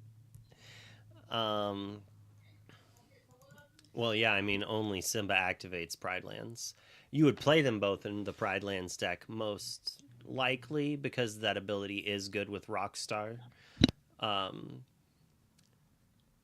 so they both cost one. Like, we'll go over their similarities. One cost, one lore. When they come into play, you draw a card, you discard a card, and they both are 2/1 or 1/2s, right? It's just the same character, but that's reversed. And then they have slightly other attributes that are similar. The difference is Prince versus Princess, and then Simba versus Mulan. They both have decent or good shift targets. Like the Mulan is probably a higher impact against aggressive decks, where the Simba can actually, like, there's two Simbas to be fair that are good to shift onto it. The Steel one being able to answer a pesky location or item you couldn't deal with, and then the Amber one to just like go crazy, probably a turn 3 whole new world or something. But so I mean, I was gonna say we're not gonna judge them by their shift targets, but I guess we can. The fact that one of these has a shift 3 that can sing a whole new world automatically makes it better in that archetype, right? Like, I feel that's one thing in Simba's better than Mulan for this reason. You have a 3 cost shift sing whole new world. Yep. And There's that. for Mulan, it's like the color pairing, right? Also is a thing. Yep. So like Mulan shift targets are Ruby and Ruby Steel and Amber, I suppose. But the Amber one is actually okay. It just hasn't seen play because there was no cheap Mulan for starters. Danzor. All Yeah, right, yeah. you See, can there go we go. turn 1 Mulan, turn 2 shift Amber Mulan quest, hit a whole new world. You know what? That is awesome. And I didn't think about that Mulan. I forgot that Mulan had shift. That does give this a neat interaction where like this has its own archetype as well. Some sort of like a mine song list. Like if we got like if we got one more good 3 or less cost song that was strong, like I could see playing that Mulan. If you had a 1/3 chance, a 1 in 3 chance to flip a song and play it when it quests, like that's not bad, right? I think it quests for 2 as well. Yeah, quest for two. And you can sing Zeus. I mean, maybe there's a list there and we just haven't looked at it yet. Um, so now if we just disregard what they could shift into, because we can kind of, I think we could settle it that Simba has better shift targets in the meta anyways. The Mulan, the red Mulan's pretty good shift target. But if we were to disregard that and just evaluate it on the obvious difference of the 2/1 versus the 1/2, um, Mulan trades with Tipo. Simba trades with Tipo over two challenges. I think that's huge. Mulan gets eaten by Tinkerbell. Simba does not. I think that's huge. Um, there's not very many characters I want to send Mulan into to trade with. In general, I think. If there were a bunch of like X2s that I needed to answer, I would like Mulan a lot more. Like into Mhm. Smee, I guess that's fair. Yeah. Um, if my opponent is foolish, sure. It's one thing to allow a Chernobog's follower trade into Smee. because they're not getting the card, right? But if my opponent has a Mulan in play and I have a Smee, I'm not questing into that. Like, which you could argue is a good thing because I would quest into the Simba. So if there's a lot of Smees, or if Bonsai becomes more popular and you need to do early trading, that could be good. But most likely, if you are in Steel, you are going to have Belle or you're going to have Cindy, and they're going to be singing removal on those characters. But I will be trying out Mulan in like. I personally am a huge fan of that 4-cost Mulan. I've wanted it to be good for the longest time. Well, now's your chance. Dude, I'm gonna brew 30 card, 30 song Amber Steel Whole New World. Be Our Guest is back on the menu, baby. But I like the Simba being a 1/2, and like I don't think there's actually a clear winner. It's in my mind, it's very similar to the discussion of Chernobog's followers versus Broom. Yeah. They do very similar things, but it really depends on what opening your opponent has, on which one you'd rather have. So much so that I could, if you wanted this card and you're not shifting it, but you just want this effect, I could like, why not both? That's exactly it. I could see playing 2 and 2 if I only had 4 spots, or maybe I wanted 6 or up to 8. Like most likely, if the card was good enough for me to just want to play it, I'd play all 8. But and which it could be. These could be solid staples once we finally get the payoff.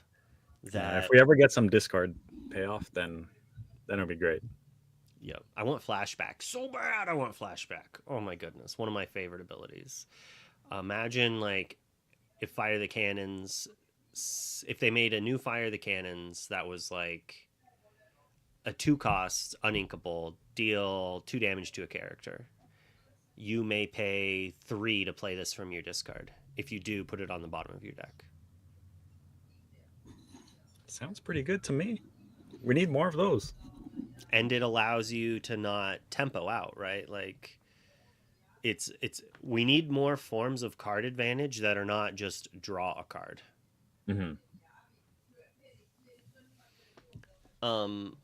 But that said, when we kind of rate this card, it's a 2-star, right? Based strictly on the fact that it is a 1-cost shift target. That alone makes it 2 stars. But as we talked about with like the Cinderella and that other character, when you put this ability on a 2-cost 2/2, it's still a 1-star. It's not good enough. That's not like a star's rating on its own, in my mind. Maybe you disagree. No, I think you're right. Like 2-star, maybe even 2.5, depending on how impactful like the shift targets become. But yeah, that's the other thing. Not much, right? Like right now, the shift targets are not absurd. They're very good, but they're not back-breaking necessarily. Yeah. Like if you shift a Simba on 3, it's just an uninkable 5-drop. Its ability is probably not that relevant. Like they're normally going to want to take out your 5-cost Singer over a Vanessa anyways. Yeah. I mean, maybe it's good with Cindy. Yeah, the most backbreaking out of all like both shift targets would probably be the red Mulan, the Ruby Mulan, if they play into it. But yeah, that's also like if you're playing this on 1, it'll have to sit there for like 4 turns still and survive being a 2/1. Skinner, you showed up late. I rated that card a 1 or a 2. The Ruby Steel shift one. Prove me wrong. I'll be fine with that. It's to me, it's just another Shere Khan style card, right? Like normally pretty. I mean, it plays into there to play around it. Oh, yeah.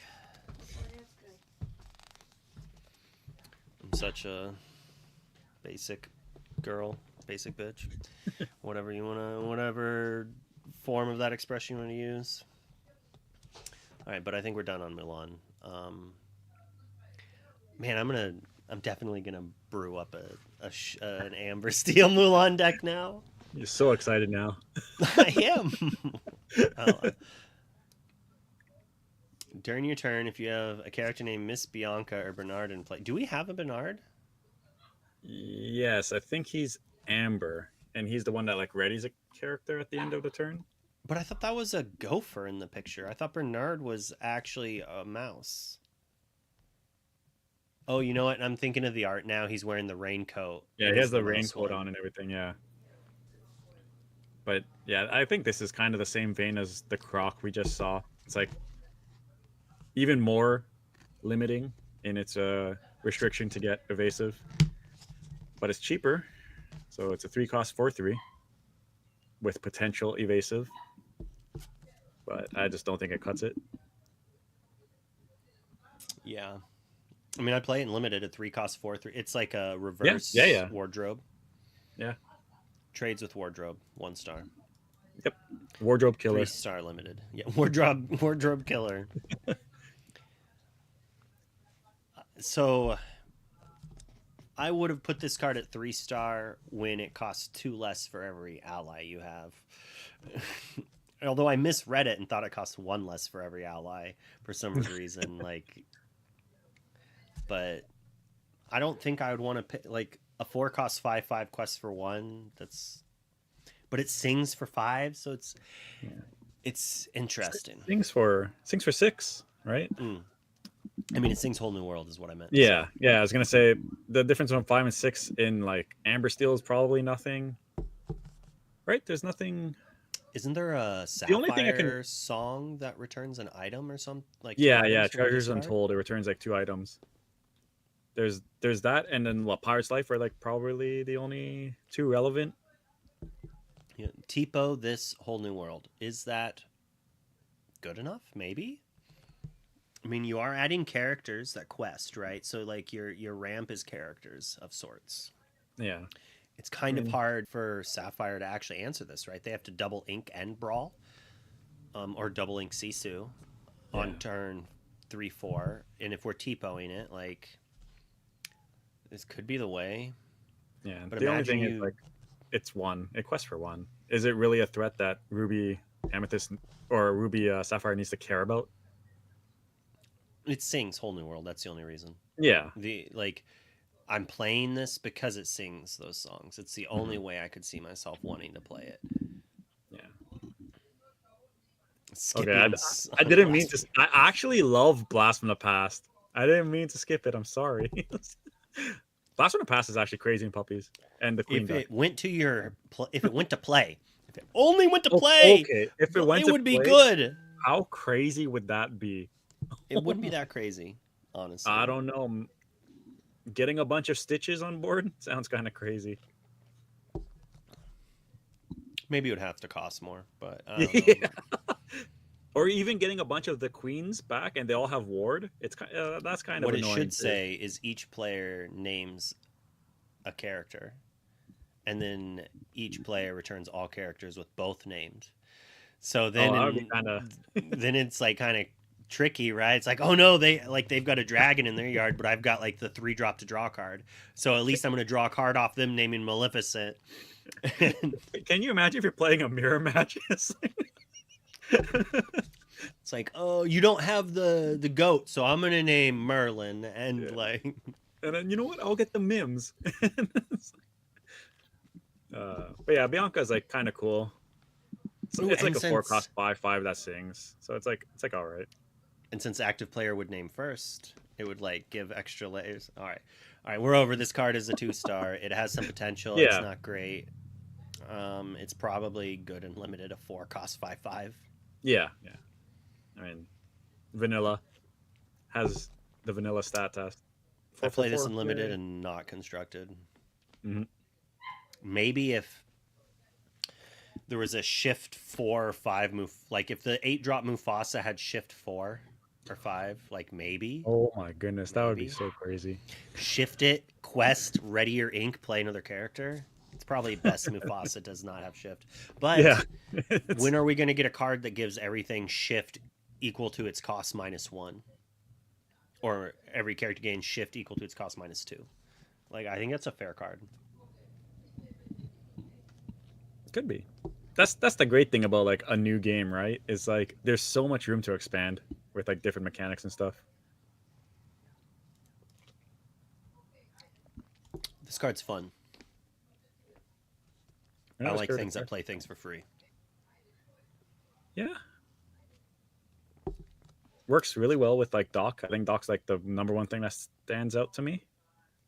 I think I made a Dreamborn post about this. They're like allies that I think are worth grabbing. Mm-hmm. And also, like, Let me. this is the card that pairs with the Jasmine, both flavor wise, art wise, and like with the text. So it's neat.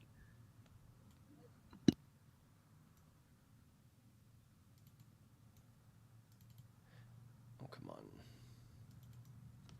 So Daisy Duck, Chernobog's Followers, Diablo, Cogsworth, Pascal, Clarabelle, Pegasus, Diablo. I mean, those are ones you don't really want to put in, but like, you know, you can if you need to. Penny's a little better.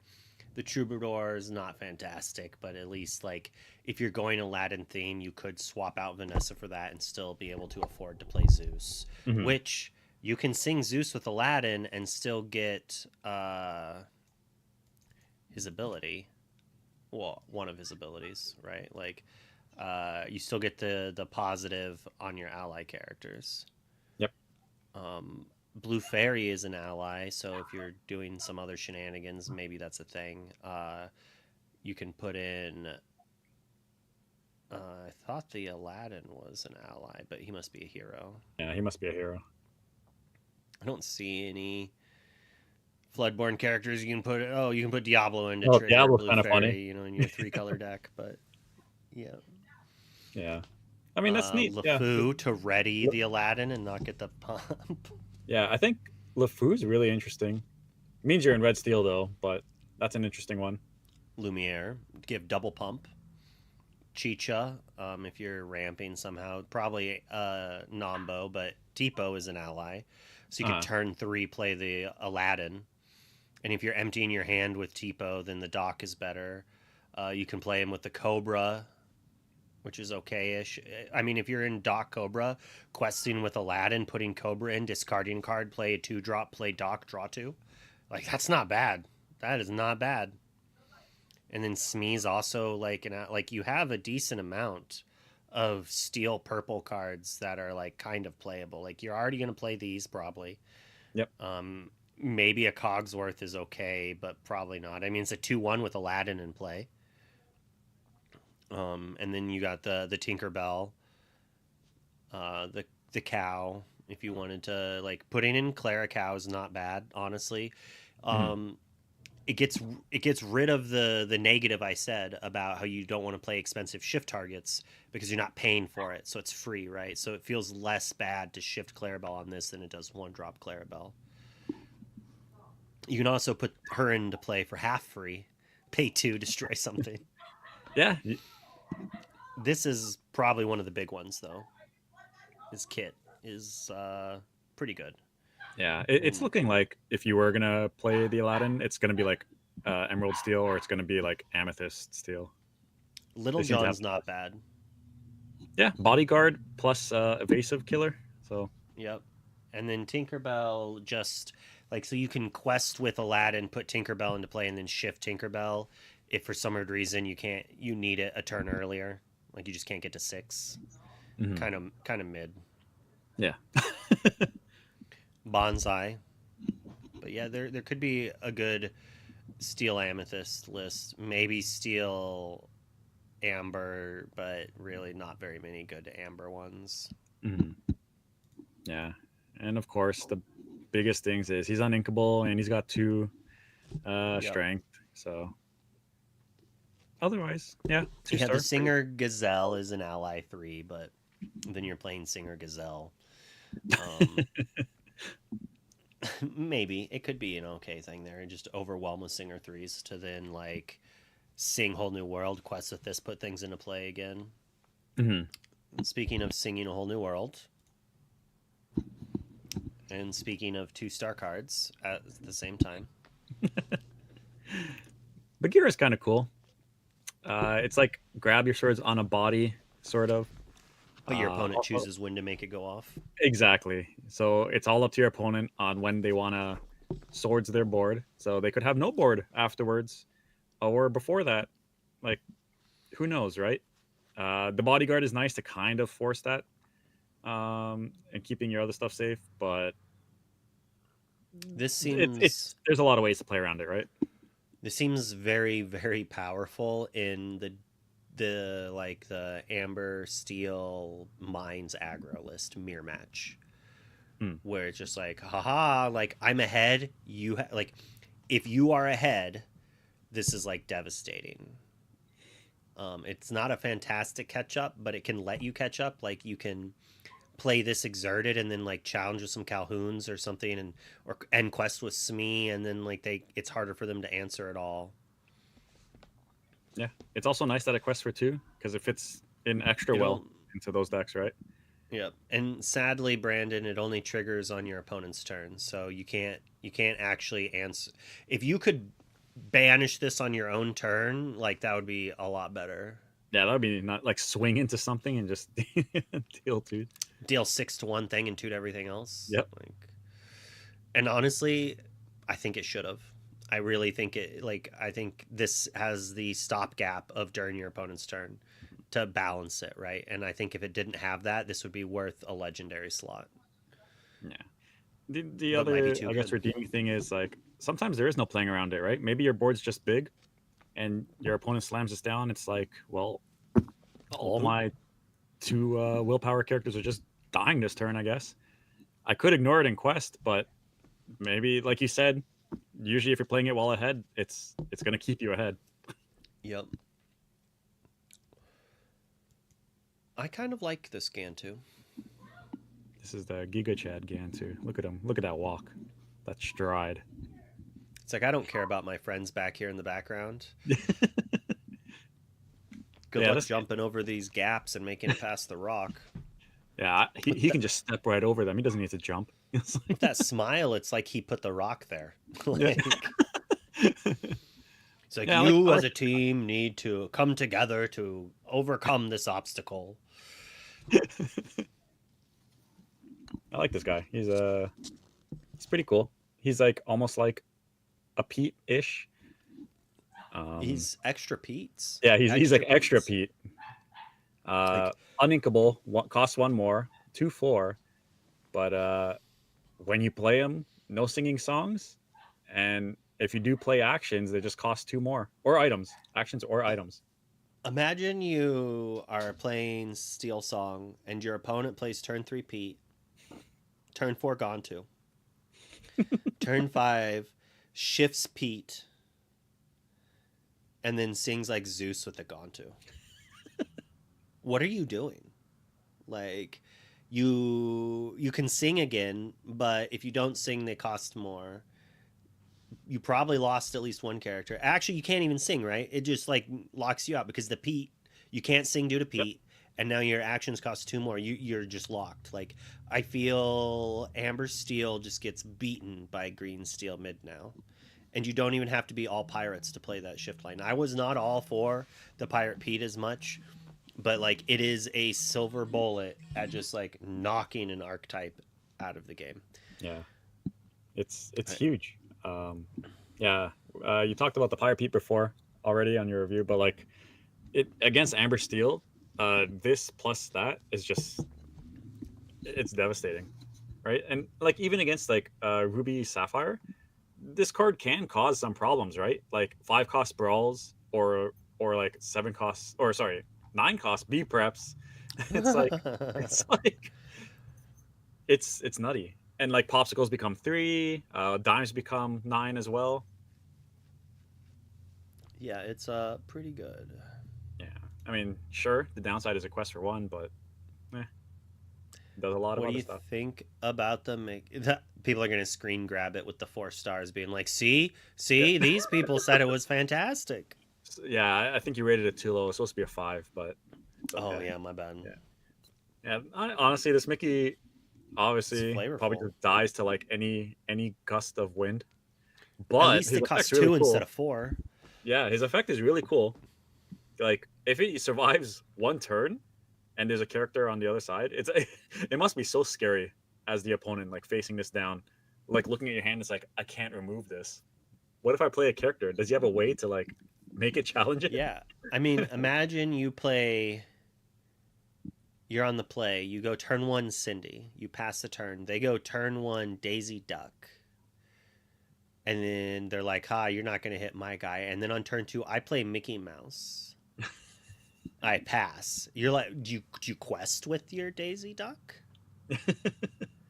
What if I ink go storm deal two, challenge Cindy into your Daisy trade, put Goofy into play or something, or put Surfer Stitch, put Rockstar Stitch into play. Like, we also have a Mickey Mouse 2-drop that buffs. We have the Jafar that buffs. Yeah. The Jafar might be worth playing with this, honestly, just because it's there. Like, turn one, Cindy. Turn two, this. They don't quest. Turn three, Jafar plus this. Sing Hercules Hero on this. It's a hero. Challenge, take out the thing. I think that's enough. That might not actually be enough. Yeah. I don't think the hero gives plus... Does it give Challenger too? Let's find out. 3 cost, Here, which one? type, songs. One Last Hope gains resist to... Resist 2, and it can challenge ready characters. All right, if it's a so hero. we do need to somehow pump it one more. Yeah, but the thing about this card is, like, this is one of those cards that is extremely scary. Like, even though it looks underwhelming, it's extremely scary to leave unchecked. Like, I'm going to give yeah, it a 2.5 like you said, star. yeah, I like 2.5 because there is potential. Like, purple plays crab, or like the new steel Jafar. Like, there's ways to make this kill something. Yep. Turn 1, Aladdin. Turn 2, this. Turn 3, shift the Aladdin. Sing the hero song. Yeah. Play crab. There, we did it. We took out the turn 1 Daisy, There we even go. if they didn't quest, right? And then you drop Big Elsa. Yep. Oh, that's hilarious. That's hilarious. I mean, you just drop Rabbit, and you're like, whatever, I don't care. I took out your character, and I got card advantage. Like, Yeah. I also like this a lot better than what's the trumpeter Mickey that does like yeah. the same This effect, is so much better but than he has to Trumpeter. exert or something. Yeah. It's like, while it's easier to get Trumpeter Mickey to work, quote unquote, it's more expensive and easier for it to get banished by then. Whereas, like, this is the type of card that if you're on the draw and you play this might steal the tempo of the play. Because your opponent's all of a sudden like, oh, I have to crack my Chernobygs. I was willing to trade Chernobog with Broom, but now I'm not. Or like, oh, I can't even quest with my turn 2 Calhoun I played, or my Smee, because they could play Crab trade and put Elsa into play, exert my other character and banish it. Or put a Genie into play and draw a card. Mm-hmm. Like, this card could secretly actually just be good with Crabs and Cogsworth. Yeah, Crabs, Cogsworth, songs, just songs in general, right? Like, it's like, sneaky. It's a sneaky card. Oh, I have 3 characters in play. I'm going to sing Strength and then finish your character off with this.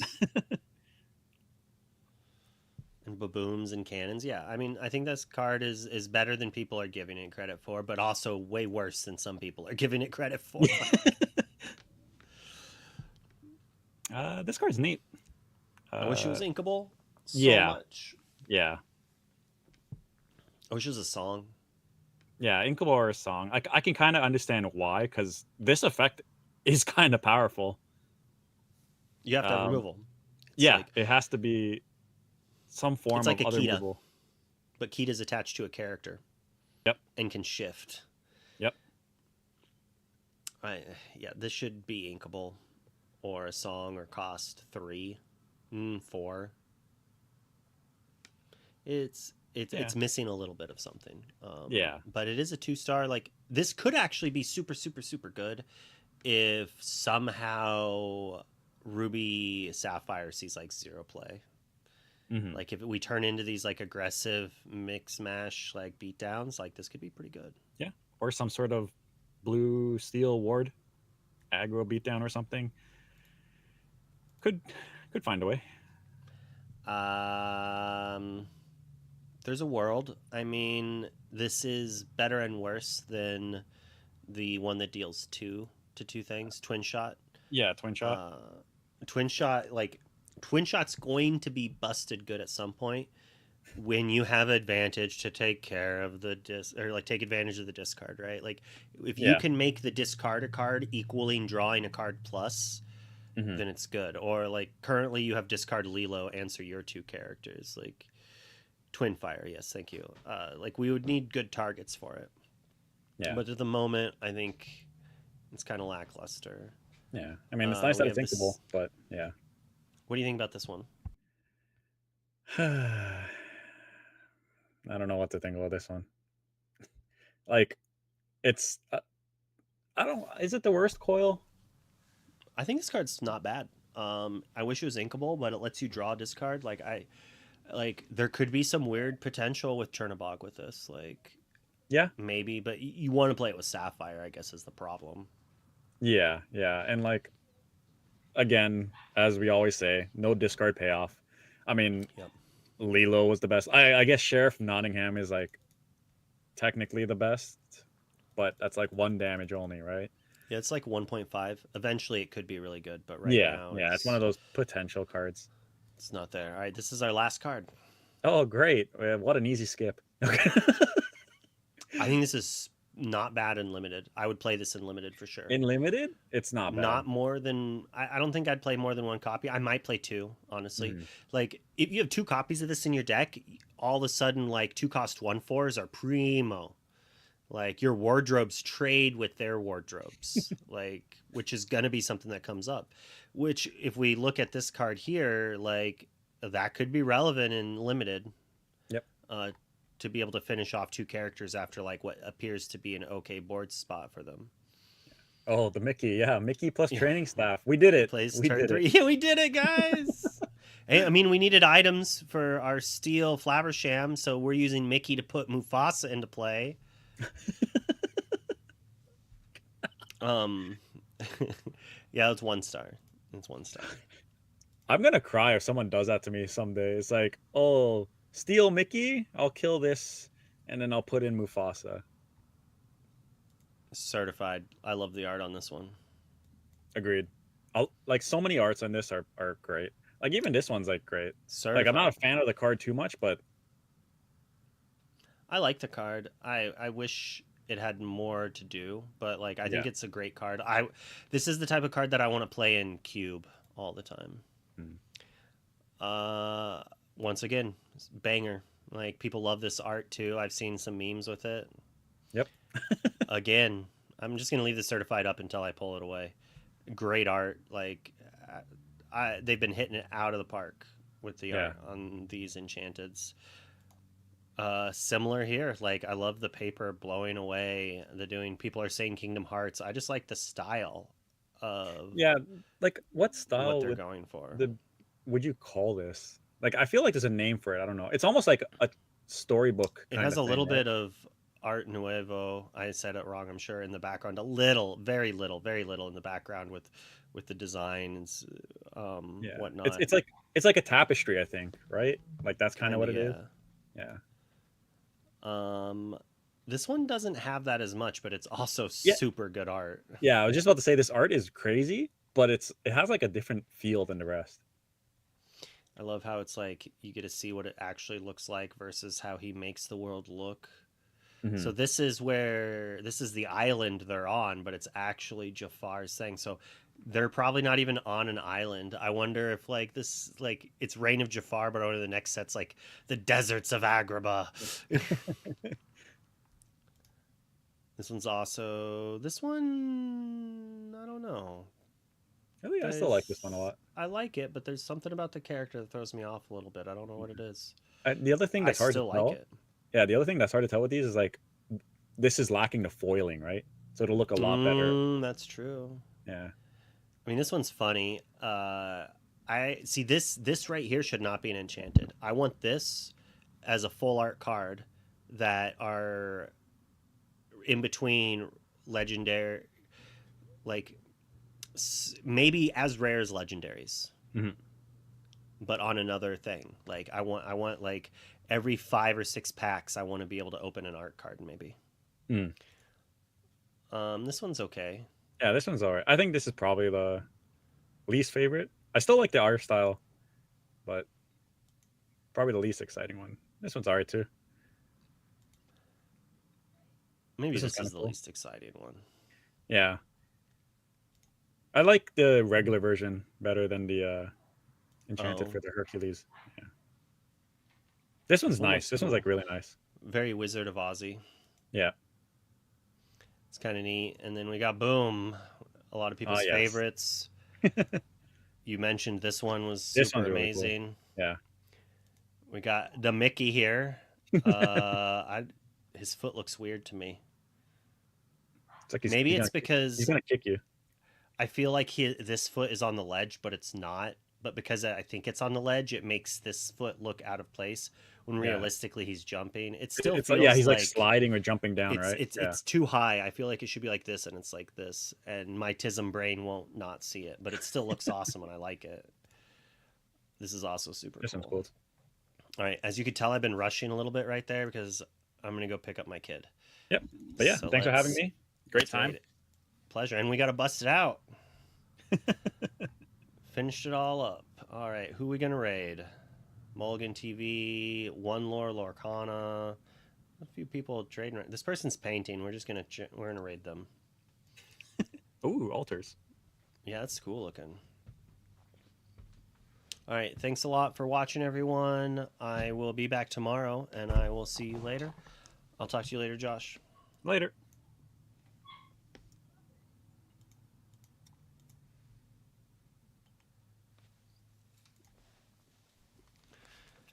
Like, do that. Now I'm like